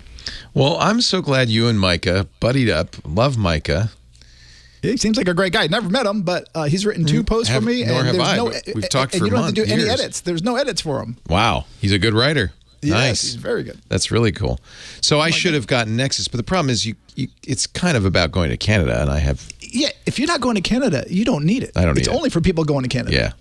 I should have gotten it years. In fact, I when I went to the global entry booth, the guy said, you've tried to sign up for this like twice before, but that was like 2003, and ages ago. Listen, I love Canada. My wife's Canadian, but they are the toughest border patrol out of anywhere I've ever been in the world. Those Mounties. People think Mounties are cute. No, Mounties are scary. It's nice to be able to not speak to anyone when you go through a Canadian border. Yeah. They're like, why are you here? It was always hard. And I would go there monthly, and it was always hard to get in. I actually ended up getting some letter, and I had all this documents that I would show them, and they go, okay, all right, well, okay. But don't make any money while you're here. Okay, exactly. They will block you. They don't want you to take a job. They don't. It's not Mounties. I know. It's a CBSA. No, I know. It's not Mounties. I know. But Mounties are scary, too. Actually, the Mounties I've met are very nice. No, I'm just teasing. I love Canadians. In fact, who knows? I may end up... One of the trips I'm dying to go on is the Trans-Canada Railway trip. I'm just dying to go on that. Via Rail or on the Rocky Mountain? Well, Via there's Rail. one that goes all the way across from... Yeah, that's Via Rail. Yeah. That's the one I'd like to do. Although Rocky Mountain looks really nice too. So I think that's more your speed because it's a little more luxurious. It is, and they have glass. He thinks I'm cars, a fancy person. Glass ceilings. Yeah. No, that sounds really great. Mr. Big Shot. Mr. Big Shot. Who do you think you are? But I wanted to do to Vancouver to Toronto, which I thought would be kind of cool. Anyway. Well, I would love to do it. And by the way, my flight last week was delayed 3.5 hours. So after I got off the phone with you, I had plenty of time to kept my steps in. But it was all right. Listen, I was fortunate that I was flying first class. I got to lay down and sleep. I'm getting kind of used to, maybe it's just because I hadn't traveled in so long. I didn't mind sitting. We had, long layovers in Mexico City and Houston. I didn't mind. I was enjoying myself. It was like, it's so nice to be traveling. It is. It really is. That's when when the airport isn't hell, that you haven't traveled in a long time, that for sure. You're glad to be back on the road again. Definitely. Johnny, have a great week. You great too. Thanksgiving. You working next Saturday? Yes, I'll be here. I hope you will too. Okay, I will be. You don't have to, but I hope you will. No, I will be here. Okay. All right. Counting on it. Take care. Thanks, See you John. then. See ya. Bye, Micah. The other Micah. Micah with a K, not Micah with a C. Leo Laporte, the tech guy. I do love Sydney. I guess I have seen it from a 747 at night. Come to think of it, beautiful town. Micah Sargent also here. Let's go back to the phones from Chickamauga, New York. Gary is on the line. Hi, Gary. Hey, Leo. Hey, Gary. 1975, I left University of Rochester with backpack on my back, took a bus to Toronto, took the train to Edmonton, Alberta, and hitched to Alaska from there. Oh, man. It was a wonderful... That's what, if you're young, that's what you should do. Stuff like that. Enjoy it, because then life comes and you get kids and jobs and you can't do it ever again. I've had 4 kids and got 6 grandchildren. I'll probably never do that again. But aren't you glad you did it when you were a kid? Oh, absolutely. Yeah. And I'm sure there were scary moments. Well, I was a big gold college football player with long hair. Oh, you were all right then. Afraid of me. Yeah, everybody was afraid of me. I'm so jealous. That sounds like so much fun. That sounds awesome. So I bought a new laptop, mostly to play Madden. By the way, I'm number 1 on Madden Origin. No kidding. The laptop. Yeah. Well, here's the key to that. All you got to do is play more than everybody else. You get enough points, nobody can catch you. So in retirement, you have become a football professional. What team do you play? Well, I use the Bills and the Jets because I like the Bills are towards the top of the category, and the Jets are towards the end. And what I found is it's funny. The AI actually gives you some advantages when you're using a lower-rated team playing a higher-rated team. Ah. You can make more mistakes, and it kind of compensates for you. Interesting. Yeah, but anyways, I bought this Vostro 7510. I heard some people asking. Nice Dell. Yep. Yeah, it's got a little NVIDIA 3050 in it. Works fine for Madden. I don't know about other games, but one question with that one, though, before I get to my other question, it has a Thunderbolt port. What would I use that for? Well, you can use it for a lot of things. I don't know about that Vostro, but many laptops will let you charge via the Thunderbolt port. Thunderbolt, that Type-C kind of rounded slot connector, is very, very flexible, does a lot of things. In fact, it's one of the complaints people have about it is you can look at it and not know all of its capabilities. It's almost impossible unless you look at the spec sheet. Thunderbolt can carry data, so very fast hard drives, 40 gigabytes per second, so it's very fast. It can carry charging, so you can charge up to 100 watts via Thunderbolt. It can also carry video. It is a mini DisplayPort adapter, in effect, so you can drive a monitor through it.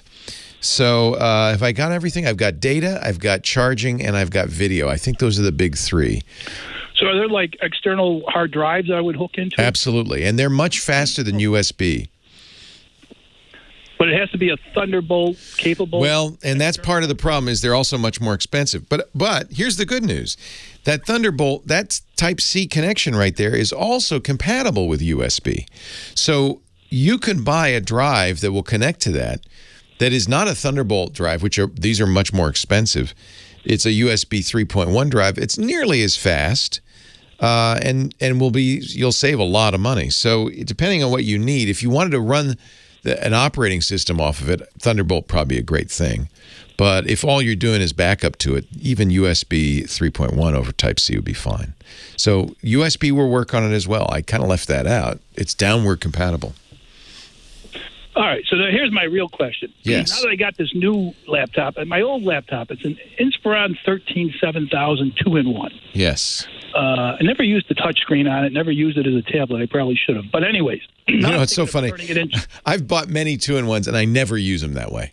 Never. Yeah. It's like, oh, well, it was a nice feature. I never used it, but okay. Yeah. But it's an i5 core 210, so yeah, it's fine. What, 6-7 years old? It's not gonna go to Windows 11, obviously. So, by the way, I'm looking at your Vostro. That's a Thunderbolt 4 port, which is great because that means you can do the latest USB, which is as fast as Thunderbolt. So Thunderbolt 4 is very compatible. It does DisplayPort, it does power delivery, so you can charge your Vostro through it. It will drive the fastest hard drives made if you want, but it'll also use any standard USB drive. You also have USB ports, so you're good. You're golden. Well, hopefully I'll make more use of it than I did of this touchscreen laptop. I'll tell you one advantage. If you travel, if you don't want to bring that big old heavy power charger with you, you can leave it behind and just charge it using a Type-C to a wall wart. So you can? Yeah, you can charge it with a Type-C connector. So that's nice. It gives you a couple of choices there. So I'm thinking of turning this old Inspiron into a Chromebook. I heard you a couple of weeks ago talking about Neverware. Neverware. Yeah. I don't know if I'm overdoing it here. This thing has a gigabyte hard drive, 8 gigabyte memory. Perfect. It's made for a Chromebook. It will. Now, I saw on Neverware that the only difference is you can't access the Google Play Store, but can you sideload apps? To Neverware? No. So this is like the old style Chromebooks that didn't have the Android store on them. Only newer Chromebooks have that. Chromebooks sold in the last couple of years. And I guess they didn't add that feature or maybe a limitation of the hardware. So no, you can't put Android apps on it. You can only, it's like the old fashioned Chromebook, which is just basically the Chrome browser and whatever extensions the Chrome browser supports. The good news is there's a very rich ecosystem of extensions for the Chrome browser, so there's a lot of stuff you can do. But do you have to be connected to use it then? No. Well, yeah, this is so. The notion of a Chromebook essentially is that you're going to use cloud services, cloud storage. So obviously to do that, you need to be connected. But in almost every case, you can do an offline version of it. But you won't want to be offline for too long. If you're in an airplane, for instance, you can use the word processor and so forth. But you'll want to connect so that it'll upload to the cloud and so forth. So it's the same thing as, I don't know if you've ever used Gmail in its offline mode, but it has an offline mode. That's essentially the same thing. So it does allow you to do some stuff offline, but the purpose of a Chromebook essentially is to be always online. Yeah, but I could compose something offline. Absolutely. Yeah. So it's not like it's useless if it's... No. That was really my question. Yeah. Microsoft had a series of ads going back some time where they were really disparaging Chromebooks, which shows how threatened they were by it. Now they've made a Chromebook compatible. But in the ads, somebody brought a Chromebook to the Pawn Stars. Remember that pawn shop in Las Vegas? Yep. And the Pawn Stars were saying, I can't do anything with that. You have to be connected to the internet. It's worth $1. And it was a kind of a sleazy ad campaign, in my opinion. I think it kind of besmirched Chromebooks. Chromebooks are great. The other thing you could do with it that would give you even more capability, and it's a little bit geeky, but you could also put Linux on it. Chrome Neverwhere and Chrome OS is just a version of Linux that is so limited that it can only run a browser. But you could put a full-bore Linux on there. That machine has plenty of horsepower to run Linux. And then you'd have a full operating system. The only thing, it's a little geeky. It's a little, nowadays I think Linux has gotten to the point where it's as usable as Windows. And as Microsoft gets more and more obnoxious with Windows, we didn't talk about it yet today, but now they're forcing you to use Edge practically, their browser. As they get more and more obnoxious about that, I think Linux becomes more and more appealing. So that's another option. That's a perfect toy, right? To kind of learn Linux. Oh, yeah. Yeah. It's not your main machine. That's one of the reasons I bought the Vostros, because it came with Windows 10 Pro, and I wanted to stick with 10 for a few more months at least. Right. There were some other machines I looked at, but they all came with 11, and you can't go back. You can't go back. They won't push you to 11 till 2025, so you've got plenty of time on 10. Yeah. I'll probably go to 11, but I just want to let it gel for a few months before I jump in. No, I think you're wise. Paul Thurrott, the host of our Windows podcast, Windows Weekly, really was the opinion 11 was pre-release. It wasn't ready for prime time, and that anybody who was using 11 was essentially a guinea pig.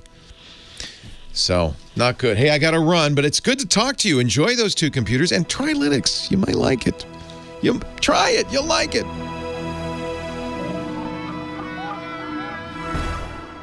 Oh, this is a perfect ad. We were just talking about coding. Codecademy. What a great way to learn how to code. Codecademy has coding classes in all the main languages. They just added a Swift course, which is great if you want to learn how to code for iOS or Macintosh. Really, they're saying these days the Mac, the new M1 processor, is essentially a Swift machine. No better way to learn. One of the things I love about Codecademy, really is the best way to learn to code online, because you're coding from day one. You're sitting down, the very first lesson you take in any language, you'll be writing code. And that code will be graded, and if it works or not, and they'll give you hints. And it's just immediately you're coding. And I think that's great. Codecademy teaches you not only job-ready coding skills, but you'll actually build unique projects for your portfolio. Really helps a lot to get a job. You can also earn certificates which prove you have the skills. And they even have courses to prep for technical interviews. So if you're looking to get a job in coding, in a job in tech, this is a great way to prepare. I did their Python course, loved it. And it's fun because you're immediately writing code. So I think one of the things that when I first started coding way back when, it was in BASIC on an Atari computer, and you write something like, say, hi, Leo, go to 10, and you loop. And it does it. The first time your computer does something you told it to do, it's like a bulb goes off. It's like more than that. It's an epiphany. And you get that experience with Codecademy. You're immediately writing code that runs and works. You'll get qualified for in-demand jobs fast, as little as 2 months, but you can learn at your own pace and at your own level. You'll choose what you want to learn. In fact, if you're not even sure, if you think, I'd like a career in tech, I think I want to do this, they have a really great quiz you can go through. It's not like testing your math skills or anything like that. It's more about how do you think? What is your interest? And they will tell you where to start. It's really cool. Languages include Python, HTML, CSS, SQL, JavaScript, Swift. You're going to get instant feedback. Your code is tested as soon as you press that submit button, so you always know if you're on the right track. And and inevitably you will. I don't want to sell you a bill of goods. Always with coding, you're going to hit a wall. Sometimes right away, where you go, this should work. This should work. They can help you work through that. And then, of course, when you get it to work, you go, oh, I got it, and you'll never forget it. You'll never forget it. They even have tools and cheat sheets that really help. In fact, I've used their cheat sheets many times to test your knowledge with tailor-made quizzes just for you. And it's an interactive platform where you are learning by doing, which I always say is the most important way to learn, especially for coding. You'll get help from other learners. There's a Code Academy forum. There's probably a local Code Academy chapter near you. They're all over the world. In fact, Code Academy's community now is 50 million people. That's how successful it is. It's only about 10 years old. It is just a huge success. And it is a great way to learn. Build your portfolio. You'll get a certificate of completion to make yourself more marketable to future employers. You can put it on your LinkedIn page or on your resume. And then get your dream job in web development or programming or computer science or data science and so much more. And honestly, I'm not going to get a job in computers. I have a pretty good job right now. But this is my hobby. This is something I love to do. And even if it's just learning for the sake of learning, Code Academy is a great and, by the way, affordable way to do it. Join the millions of people who learn to code with Code Academy. See where coding can take you. You'll get 15% off your Code Academy Pro membership, which gives you access to the whole place when you go to codecademy.com and use Tech Guy as the promo code.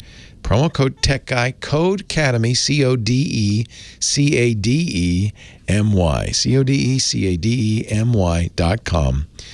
And the promo code is Tech Guy for 15% off your Code Academy Pro membership. I think it's just a really fun thing. And by the way, if you've got a smart high schooler, or even middle schooler, if he's really smart, she's really smart, who's interested in coding, this is a great way to learn. This is a really good way. I always recommend it to kids. It's a part of the Hour of Code and all of that. Codecademy.com, promo code Tech Guy. Highly recommend it. Now, let's get back to the Tech Guy show. Well, hey, how are you today? Leo Laporte here, the Tech Guy Jr., my apprentice, my doppelganger, Micah Sargent's also here. We're taking calls, trying to answer your questions. It's been a tough day, Micah. It has been a tough day. This is not normal. We want to try to get all of them answered and answered properly, and sometimes we just go, I don't know. 8888 Ask Leo's the number. But the good news is not only are Micah and I here to help, but we've got the fabulous chat room at irc.twit.tv. Team Tech Guy is in there, as well as our Discord chat for our Club Twit members. So there's another several hundred people who are also listening, who often chime in with their suggestions.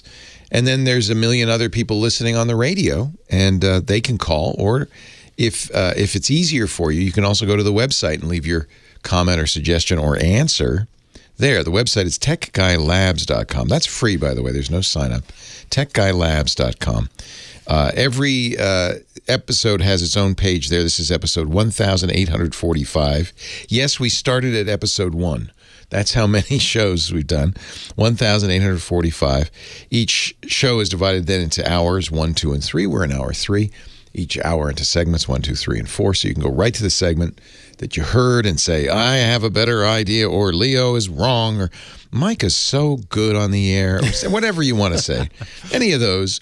You put those there, and there's no charge, no fee, no sign up or anything like that. It's just a public benefit.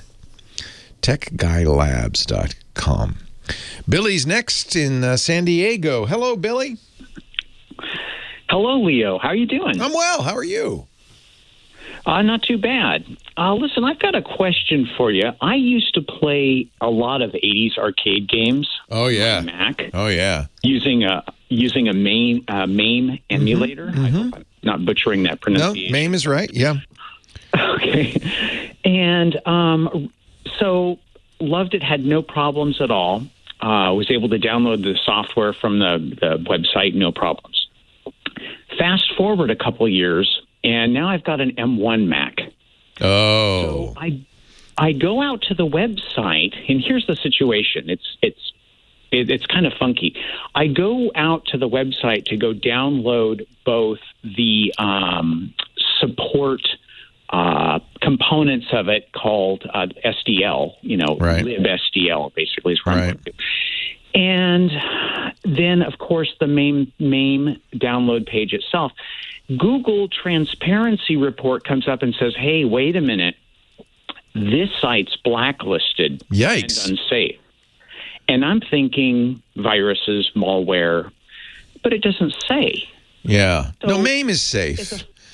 Make sure you're going to the right place to get it. I mean, you could be getting it from a third-party. MAME, if you go to MAME on Macs, this is for the Mac version of MAME, MAMEONMACS.blogspot.com.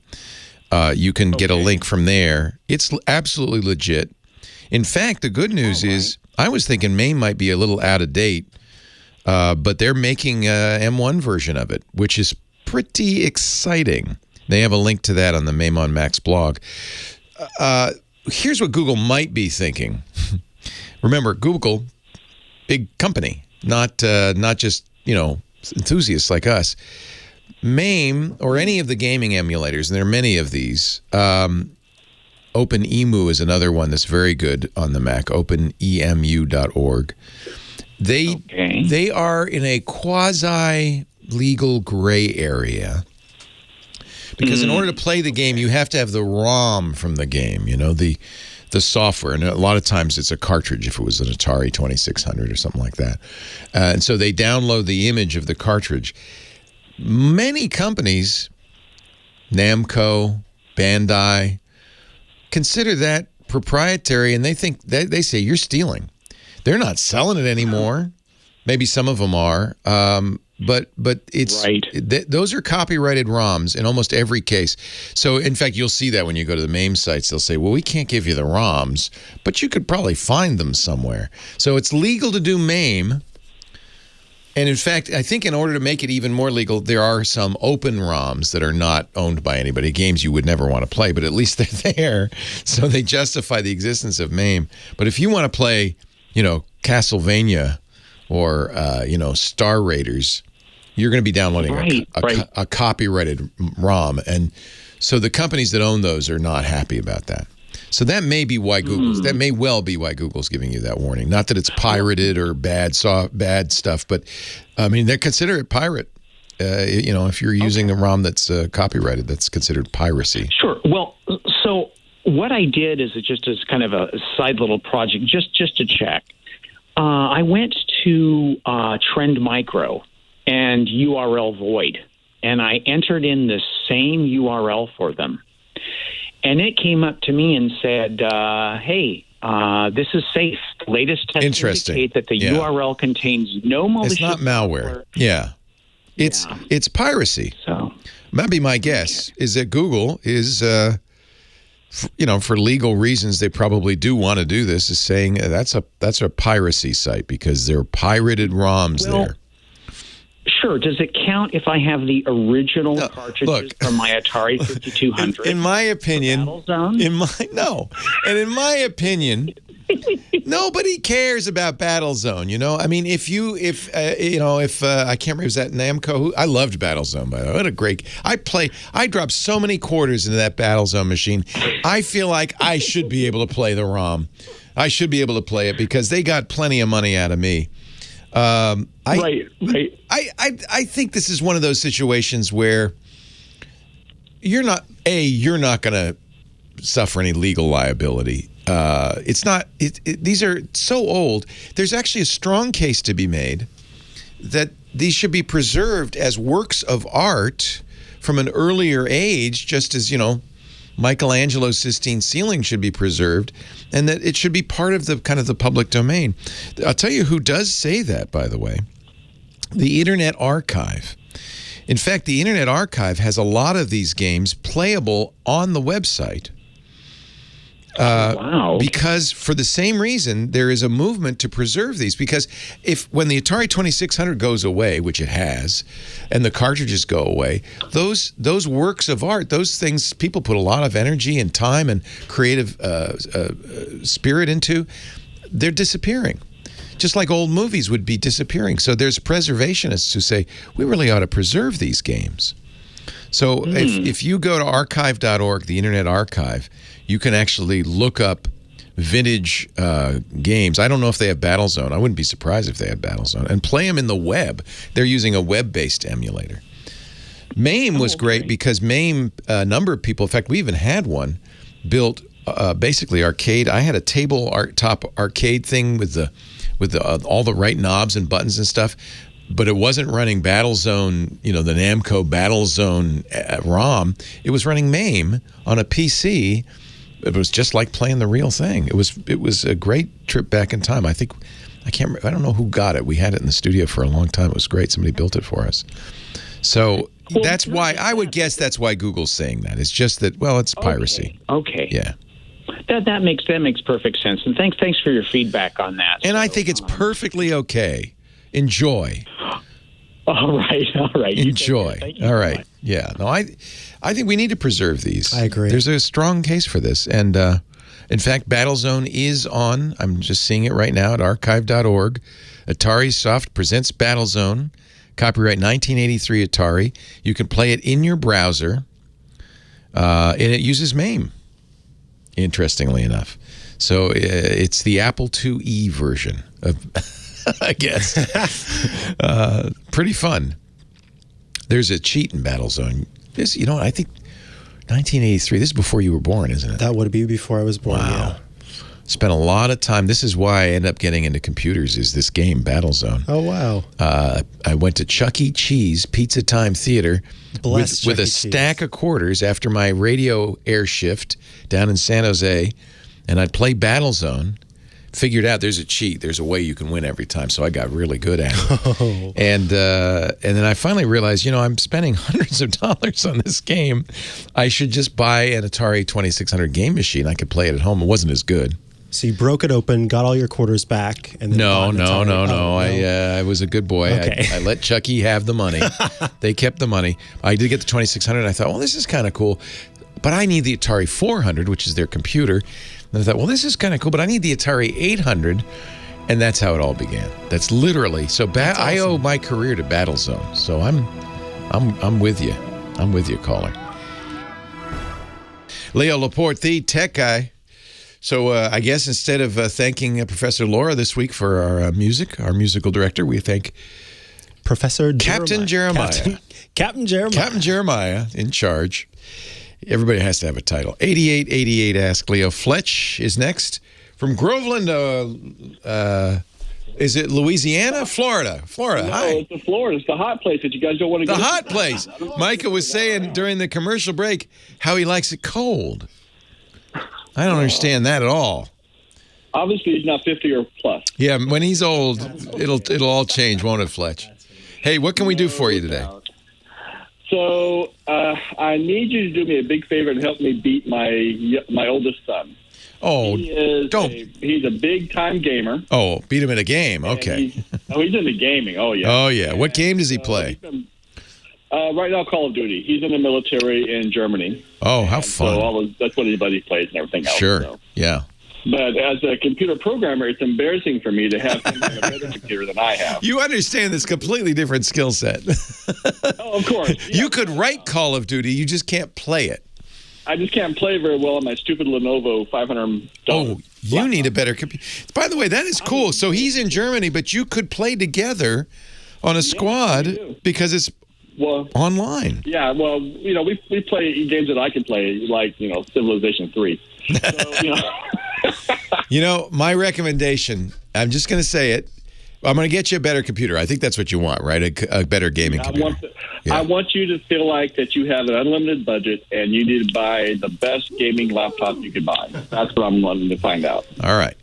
I'm going to recommend the Viking game that I play. Now, your son may say there's combat involved, but you're a Viking. So the combat is with swords and bows and arrows, but it also has a lot of building. It's a very community-oriented game. It's called Valheim. I love it, Valheim. And you might see if he wants to play, because that you could play together. You could go on adventures together. It's a little more like real life. Call of Duty, the problem is you enter that world, there's no conversation time. It's hairy from the moment you enter it. People shooting at you, all sorts. So it's really go, go, go, go, go. Well, he's been all about this new game from Amazon that's like World of Warcraft. Oh, okay. New World is also kind of like Valheim. It's fun, yeah. I like New World.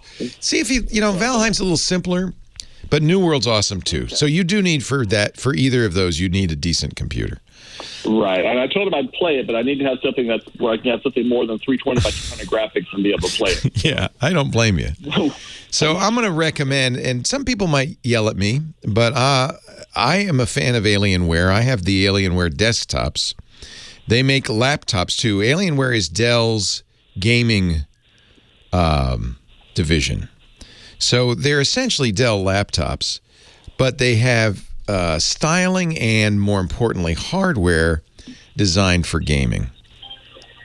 What makes gaming work? How much customization can you do? Pardon me?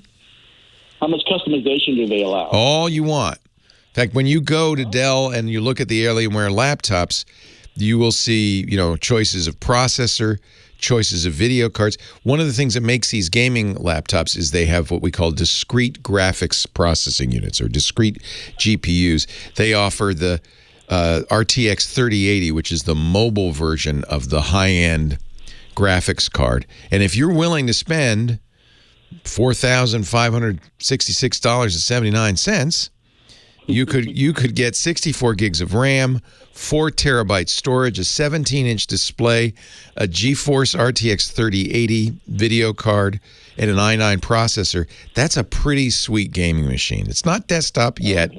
And we were talking about this earlier in the show. Thermal considerations are what keep laptops from being as fast as desktops, thermal and power. So, they just can't run as fast because they just get too hot. They don't have as much cooling. But, yeah. By the way, they range. I'm not forcing you to buy a $5,000 laptop. You can get well under $2,000 if you want. I'm open to it. And the reason why I'm okay with it is because I'm buying my wife a top-of-the-line MacBook Pro. Oh, isn't she lucky? So, tit for tat. That's a $4,000. What does she do? She is a graphic designer. Yeah, she needs it. She needs it. Do you still code at all, or are you kind of retired? Oh, I definitely code still. All right. Mainly in Windows land. I do some iPhone development, but mainly I'm a C# developer. So these will also be excellent machines for C#. Your compilation will be very, very fast. They have lots of RAM, fast processors. Okay. I think these are a good way to go. Now, one thing I should mention is that Intel's Alder Lake processors are now out. And these are the latest Intel. I don't know if they're calling it 12th generation, but the latest generation of Intel. They are slowly making their way into computers. They just came out. They're calling it 12th generation. And I don't know what laptop products they have available for that, but those are already looking to be significantly faster than the 11th generation. So you might... Are they still going to have the heat issues? Oh, more so. Oh, you ain't seen nothing yet. This is Apple's real advantage, is that they can run these very, very fast processors at a very cool temperature. And so their laptops are performing quite well. But I think the Alder Lakes are starting to be a strong competition. I don't know what kind of laptop choices they have. But anyway, that's just something to let you know about. I don't think there are any out yet, but if they are, they're brand new. But take a look at the Dell Alienware. There's a broad range. 17-inch screen if you like a big screen, but they have 15s as well. And I think they're very good. Okay. Thank you so much, my friend. My pleasure. Have a great time playing with your son. And you know what? If he likes New World, that would be a great co-op game to play. That'd be a lot more. Not quite so combat heavy. Yeah. Have a great one. Leo Laporte, the tech guy.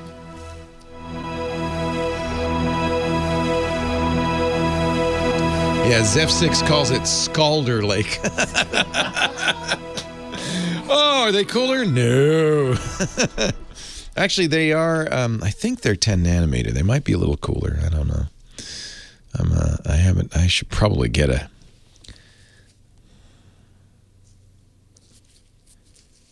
Alder Lake machine. Joe said this guy's going to spend $5,000 on a laptop just to pwn his son. I love it. Yeah. Oh, it won't matter. I can promise you. But at least they'll get to hang together. Yeah, that's fantastic. That's really obviously what he wants to do, which I think is really great. I like the intro. It sounds good. Leo Laporte, and it is the weekend. The tech guy, Micah Sargent, here as well, answering your calls. 8888 Ask Leo is the phone number. The Giz Wiz coming up in just a little bit. But meanwhile, another Micah on the line. Our friend Micah in Maine. Hello, Micah. Were your ears burning? Well, you speak of the devil and the devil will appear, right? I said, Micah 3 times.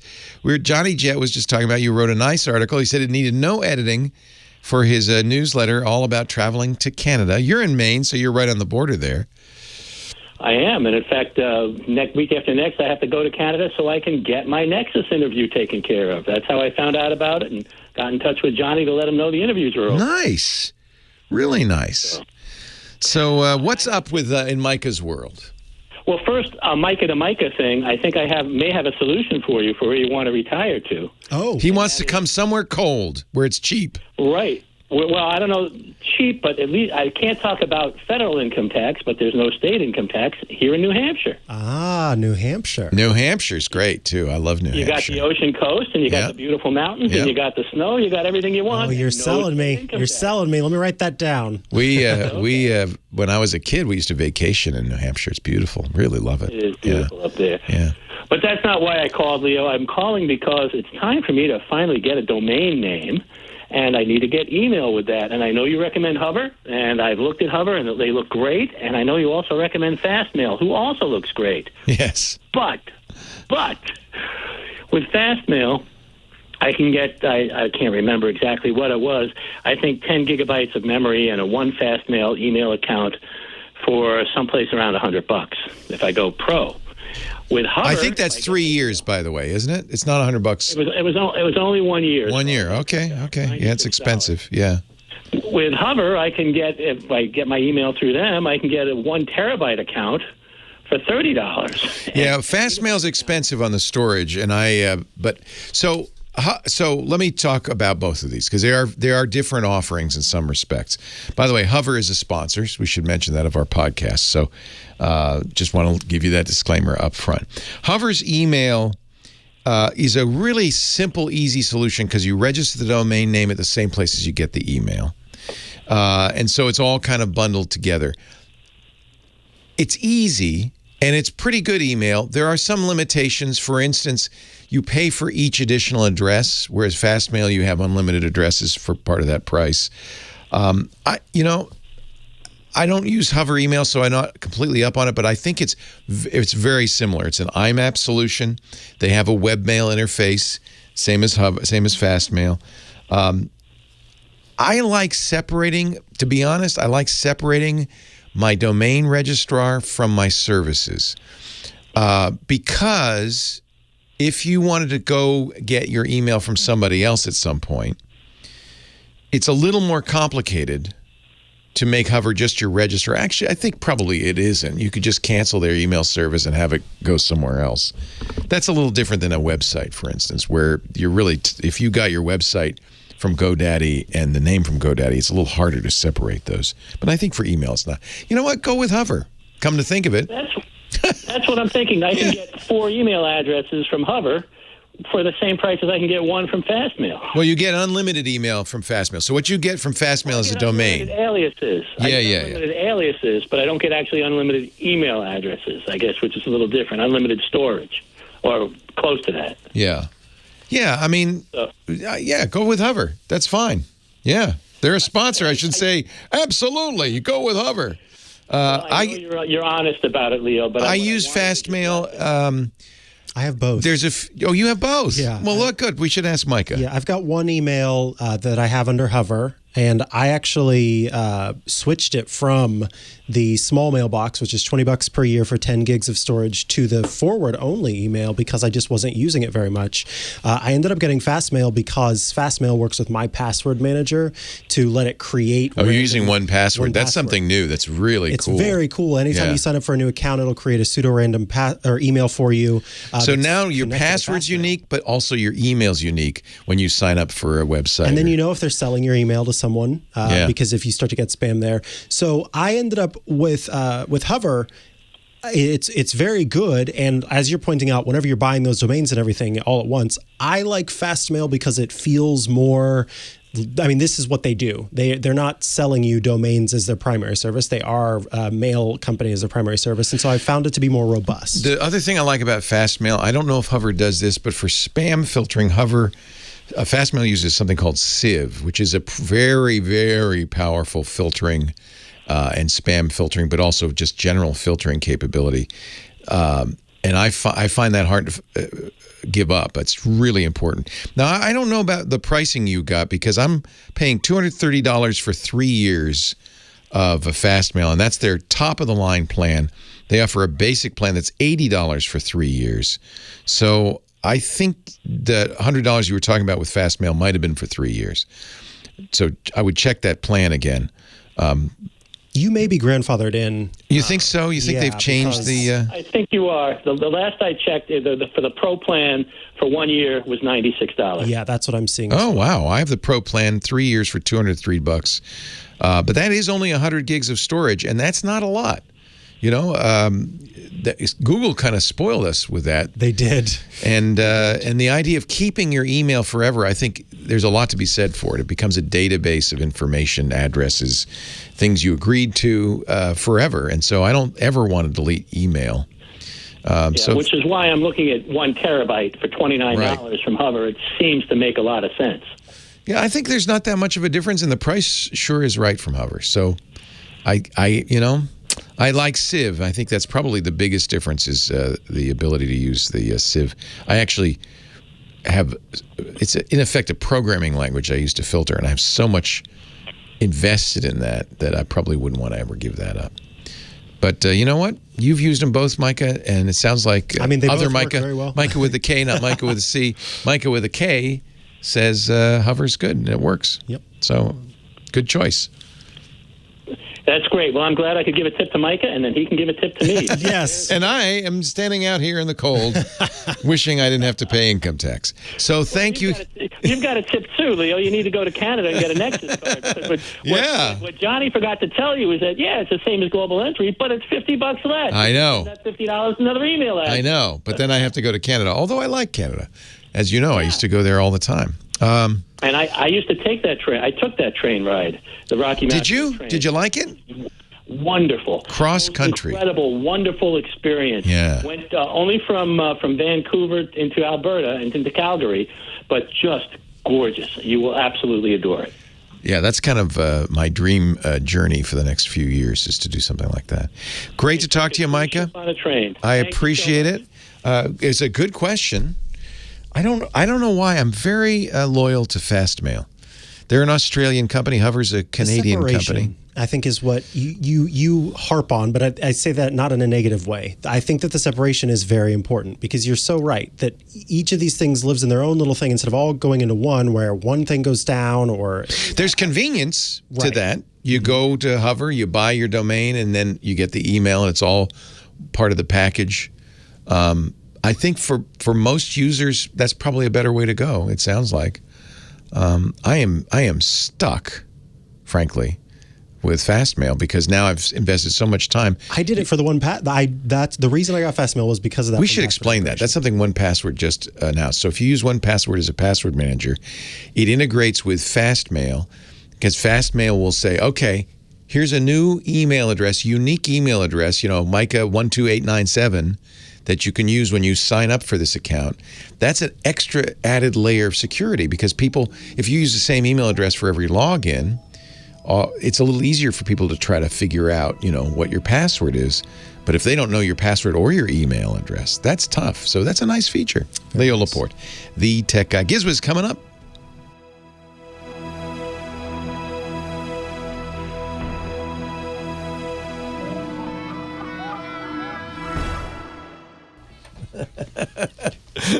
It's dancing time. He's got a little disco ball over his head. It's Disco Dick DeBartolo, Mad Magazine's maddest writer for more than 5 decades. And, of course, for 2 decades, he's been our gizmo wizard. We call him the Gizwiz. Hello, Dickie D. Leah, how you doing? I am great. I like it. You're wearing your Maine flannel. You're ready for the woods? I am. I have the woods right down the block here, Riverside Park. That's the woods I grew up in. So every week, Dick joins us with a cool gadget or a gizmo, something I'm probably going to buy. What is it this week? Okay, so this is tremendous. Yes? Spelled tremendous. Oh, it's a Christmas tremendous. What is it? It's a way to customize your own ornaments. Okay. Oh, I like that idea. So you get blank white ornaments, and you get 8 non-toxic markers. Then you get the spinning machine. Oh, it actually spins. Oh, yeah, so that you can draw on your ball, on your ornament. Oh, that's clever. As long as whatever you want to draw is circular, you're good. Yeah, exactly. Yes, I point that out in the review. You can't. I mean, you can customize it when you're done. You couldn't really draw Homer Simpson that way because no, right. No, exactly. But it's kind of like coloring Easter eggs. It will give you a neat pattern, kind of. That is correct. And I watched a video of some people, and using big, thick bars, they can make really great-looking ornaments. But you're absolutely right. You can't draw a train on it or anything like that. But you could draw the lines as the train speeds by. Oh, you could. Yes, you could. Be good for that. Well, this is kind of cool. 3 AA batteries, which you provide, but I think kids can have a lot of fun. So it comes. And you with get how many balls do you get? Because you get 3 balls with it, and you can buy more. And that kit is $28. Yeah. But then for $39 or $39.99, you get the kit, 3 balls, and then a separate box of 6 more ornaments. Nice. So this is you're right. This is for kids. This is a project parents would do with their kids, kind of. Yeah, like coloring Easter eggs. Yeah. Yeah. You know what? I believe the company started out with the egg color. You could. Well, I'm looking at it. If you don't mind putting eggs in a Christmas tree, it probably would work with eggs. Well, it's a different device. Okay, all right. Yes, exactly. How much is it, though? I got to say, if you're cheap. Okay, so the little device with 3 blank ornaments is $28. And then with 9 ornaments, it's roughly $40. There is a yellow marker, so if you wanted to draw your own freehand Homer Simpson, you could do that. Absolutely, absolutely. Yeah. You have to take it out to do the boss hair. If you want to know more, go to Dick's website. Is gizwiz.biz.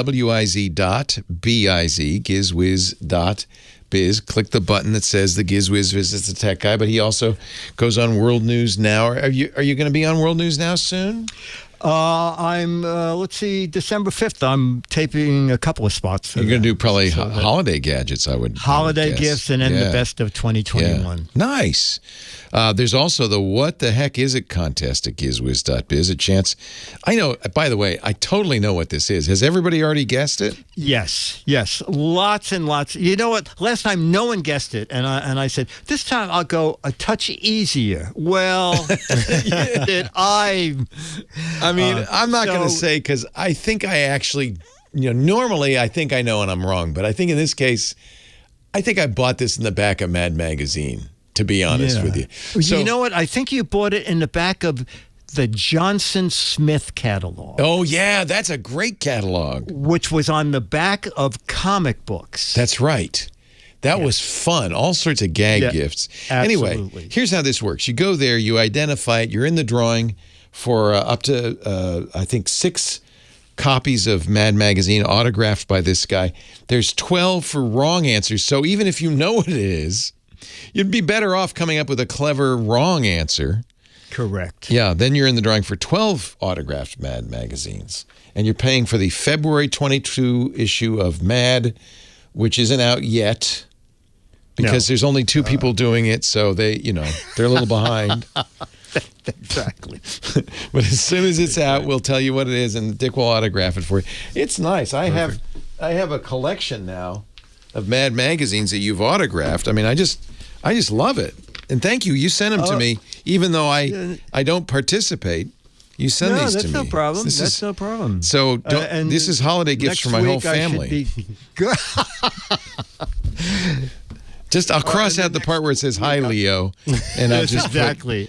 I'll just write "Hi" on them. Yeah, from now on, or just put if you could put a "Hi, eBay buyer." That would even be better. That'll be good. That would save me some time. Okay, I'll do that. You can sneak a "Hi, Micah" into the next. Oh, you know what? I will. Do a "Hi, Micah." I bet you Mike could love it. I certainly will. He's too young to remember the heyday of Mad Magazine, I bet, right? I grew up on Mad Magazine. Yeah. This was how I got my sense of humor. Sorry about that, Dick. Sure. Blame us. This is how I got my sense of culture, really. Yeah. I learned about, from your movie parodies, Dick. That's how I never saw the Poseidon Adventure. No, it's very funny because even though Mad is a lot of reprints, I get a lot of emails going, thank you for when I was a kid. I wanted to see this and I never saw it. But thanks to Mad, I felt like I saw it. Yeah. Here's your parody. Is this, what is it? It's a parody. Got Silly. I don't even. You know what? I don't even remember this is such a bad old movie. Nobody remembers it. Yes, exactly. But the parody's hysterical. And of course, so are the drawings. And that's what Mad Magazine's so great at. Is it Godzilla? Godzilla. Godzilla. It's Godzilla. Godzilla. It's Godzilla. Godzilla. Oh, yeah, there he is. In fact, this is the guy. I should have known. This is the Godzilla magazine episode of it. Issue. Yeah. Exactly. Boy, that's a keeper. So GizWiz, GIZWIZ.biz, and of course there's Mad memorabilia for sale there. Dick's great memoir, Good Days in Mad, which I think is probably getting close to running out. So you might not. The one you pulled off of the floppy disk? Yes. Yeah. Yes, there you go. I'm not reprinting it, but at least I have a copy. He might send you a floppy disk with it. There you go. There you go. You could auction that. Charge more for that. I'll sell autographed Dick, floppies. 3 letters. Save the printing costs. NFT, Dick. Oh, there I'm telling you. That's the only way to do it. Non-fungible tokens of those floppy disks. GizWiz.biz. And, of course, Dick does a great podcast featuring crappy gadgets like Tremendous. And you can listen to that, Dick and Chad Johnson, at GizWiz.tv. What do you... Now, Thanksgiving, you used to do the freelancers Thanksgiving and make your famous pineapple upside down cake. Are you going to do that this year or no? No, just hanging around the house, and I have my memory hat so I know it's Thanksgiving. It's a giant turkey hat. I've got one of those. I think we have one of those as well, yeah. Basically, Trader Joe is cooking our meal this weekend, this coming Thursday. Nice of him. So, he's very generous that way. We're probably going to bake a pumpkin pie. You're not going to do your famous pineapple upside down? We're going to do that we do that at Christmas now. Okay. Dick likes making it so much he only does it once a year. Exactly. I'm not doing it twice. This is it. Thank you, Dickie D. Okay, buddy. See you next always week. A pleasure. We're going to wrap this up. I can't believe how fast this went. Thanks, Judge Jeremiah, for playing the music. Thanks to Kim Schaffer for answering the phones. Micah Sargent, thank you for joining me. Thank you all for joining us. We'll see you next time. Leo Laporte, the Tech Guy. Have a great Geek Week. Well, that's it for the Tech Guy Show for today. Thank you so much for being here. And don't forget, TWIT, T-W-I-T. It stands for This Week in Tech, and you'll find it at twit.tv, including the podcasts for this show. We talk about Windows on Windows Weekly, Macintosh on Mac Break Weekly, iPads, iPhones, Apple Watches on iOS Today, security on Security Now. I mean, I can go on and on and on. And, of course, the big show every Sunday afternoon, This Week in Tech. You'll find it all at twit.tv. And I'll be back next week with another great Tech Guys show. Thanks for joining me. We'll see you next time.